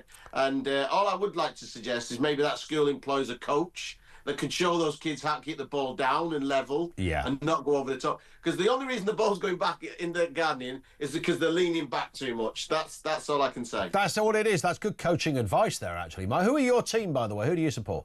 I don't want to talk about that, Ian, because we just lost the FA Cup final by a deliberate handball on the weekend. So that's it's a sore subject, Ian. Well, yeah, it was sore in my house because, you know, I've got a lot of mates who are Palace fans and my little boy is a City fan. So, you know, my allegiance was obviously with him.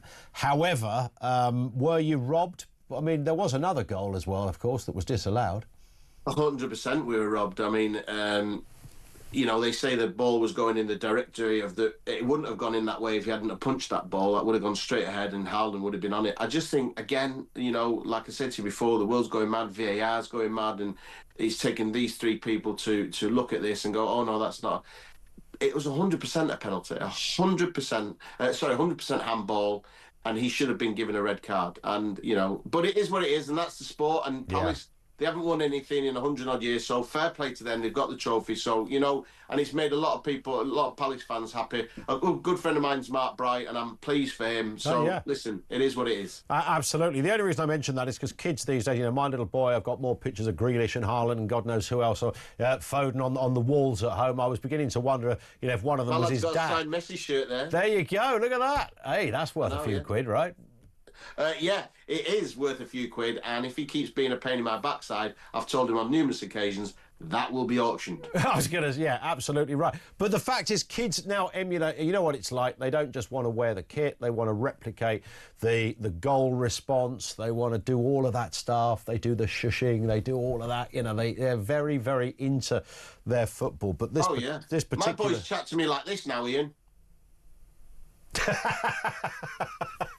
That's how they talk to me. They're spitting on the carpet, talking to me like that, and then asking to go to VAR with something I disagree with. That's right. I love that. Yeah, it's a great idea, isn't it?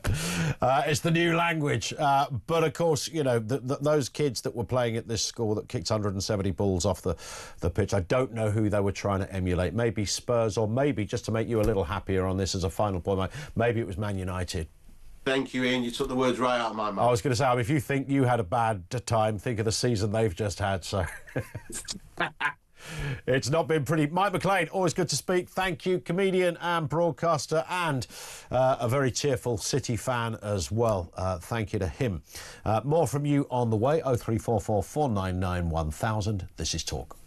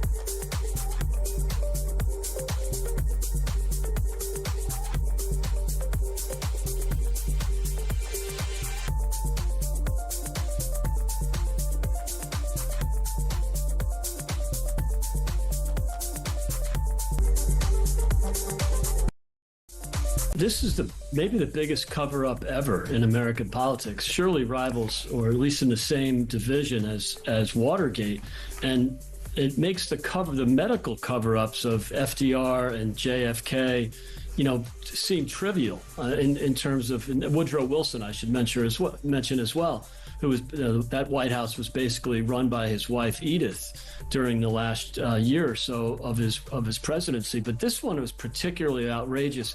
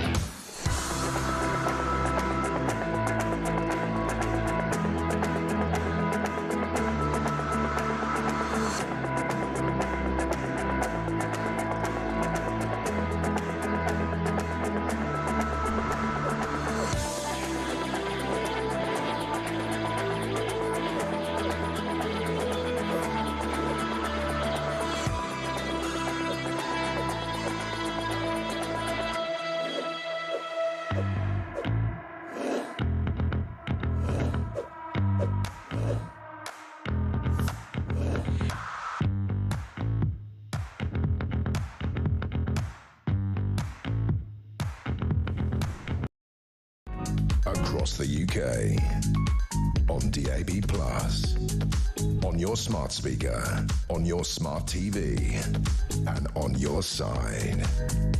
This is Talk. Vinny makes a good point. What was there first, the school or the house? This is reference to kids kicking the football into the neighbour's garden, 170 balls over 11 months. I'm guessing the house, but the pitch, I don't know, but the pitch is literally, I don't know why they put it right there. I don't know how small the school field was.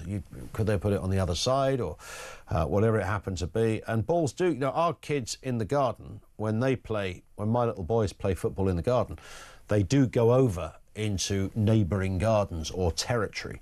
And obviously I live in a castle, so there aren't any neighbours.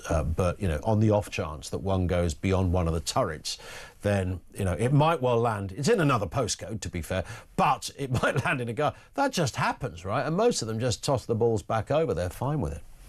And Simon in Durham says, I honestly believe that during the COVID times, had Labour been in government, we would have had people locked up for criticising lockdown policies, mask mandates and vaccine dangers. Well, we kind of nearly did have some of that. We are in a seriously dangerous place presently as regards free speech. I think we just have a lot of mixed speech out there, don't we, at the moment? There's a lot of confusion. There's like, for every opinion, wherever you look, there's an opinion. Doesn't matter where it is. I mean, here at the home of common sense, we're meant to do opinions. But everywhere is an opinion. On the back of a newspaper article, on Twitter, everything is divided into a gazillion opinions. Then it boils down to this black-white. You're either this, that, and if you're not that, then you should be executed at dawn, and your parentage is doubted by the mere audacity to have a different view. There's all of that going on as well. Steve's in Somerset. Back to Starmer's great EU deal. Steve, what have you got for us? Afternoon to you. Well, a major plank of the benefits of this deal, which he's talked about, is the fact that the UK will have access to this large amount of billions, I think it's about 120 billion, which the EU is going to make up for the Ukraine. But, of course, the problem is, and we're going to obviously have to pay all these things to get into it, but it's all going to be decided by France and Italy and Spain. But none of those countries have ever bought any defence equipment from the UK. The French wouldn't think of it. The Germans can get all their own stuff apart from fighter aircraft. So we're not likely to be. We have done military joint deals, have we not, with the French? That's right. They're very joint deals. In the aircraft, the transport, we've done joint with Europe, obviously, through British Aerospace and Airbus. Yep. So, yeah, that's okay.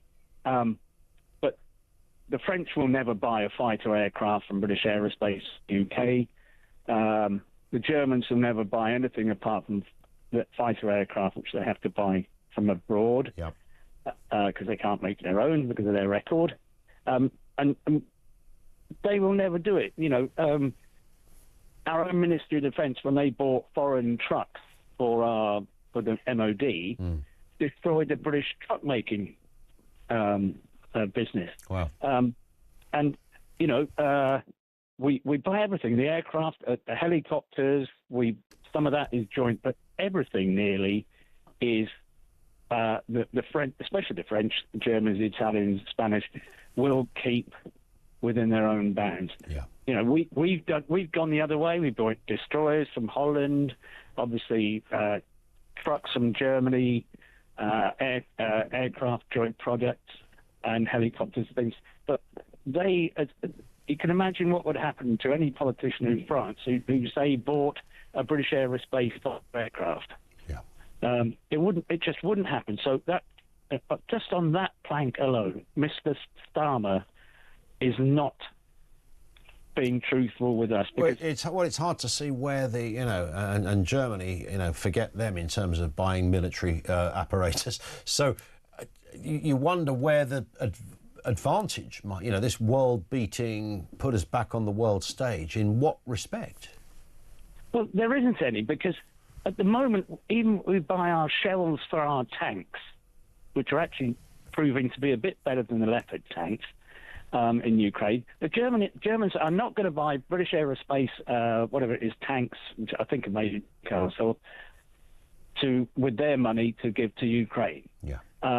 they'll use their own pretty good tanks of Leopards, apparently. But the French aren't going to do it. Whichever way you look in the defence equipment, we have in the UK, our defence. You make shells from bullets to big things for tanks and stuff. We have to actually source some of the chemicals abroad. Sure. The missiles, we got joint projects with Thales and various other companies. They'll buy that, but that's about all. Yeah. But they're doing that already.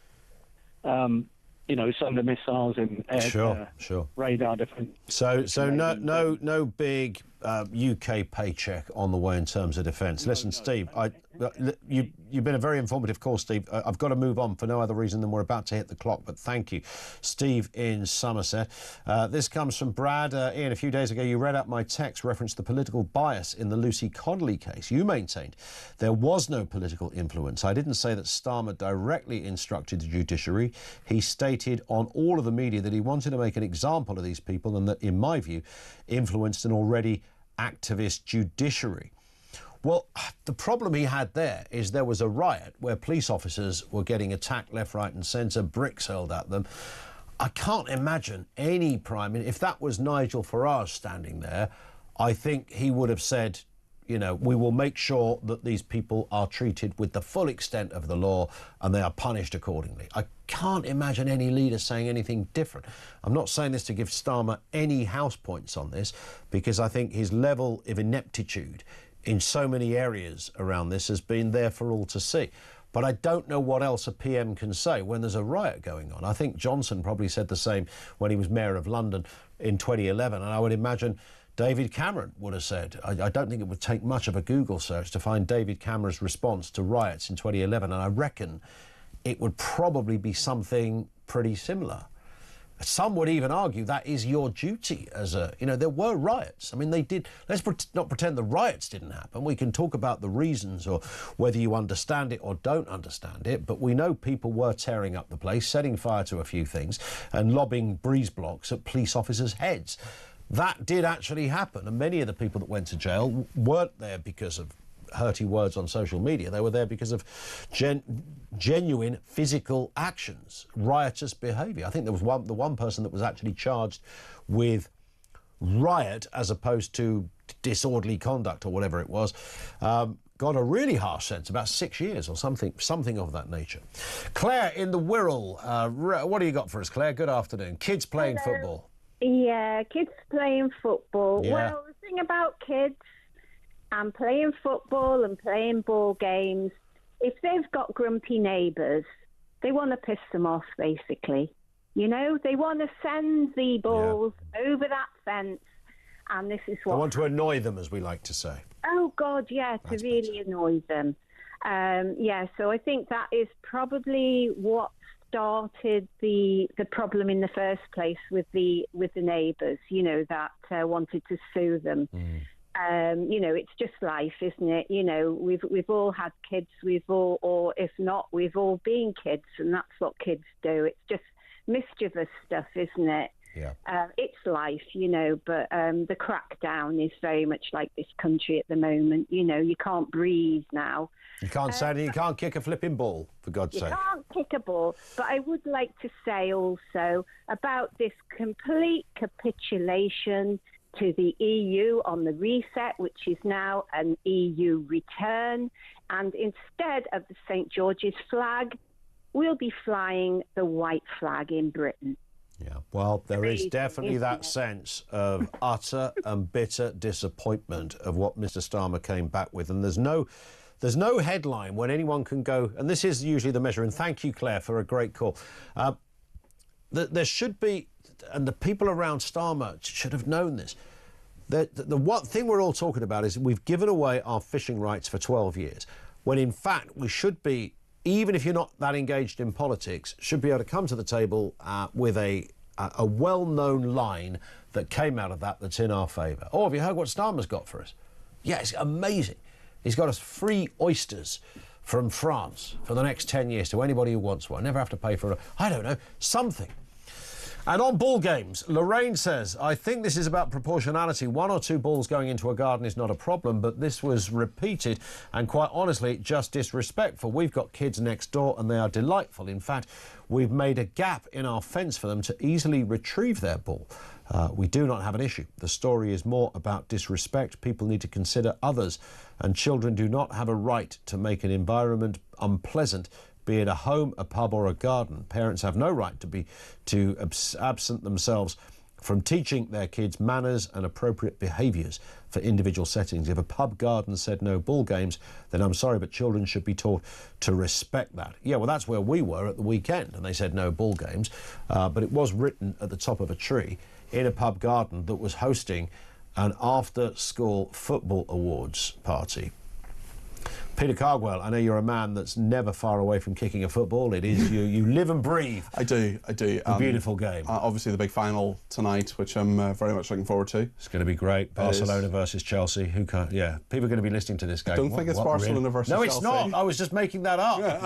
You were trying to catch me out, weren't you? Of course not. It's very sly of you. What is happening? I think the final is Spurs versus United in the Europa League final. It is indeed. Yeah, Spurs could make history here, by the way. It's tomorrow night. That's an 8 o'clock kickoff. So yeah, there we are. That's the sum total of my knowledge about it. But we'll be talking about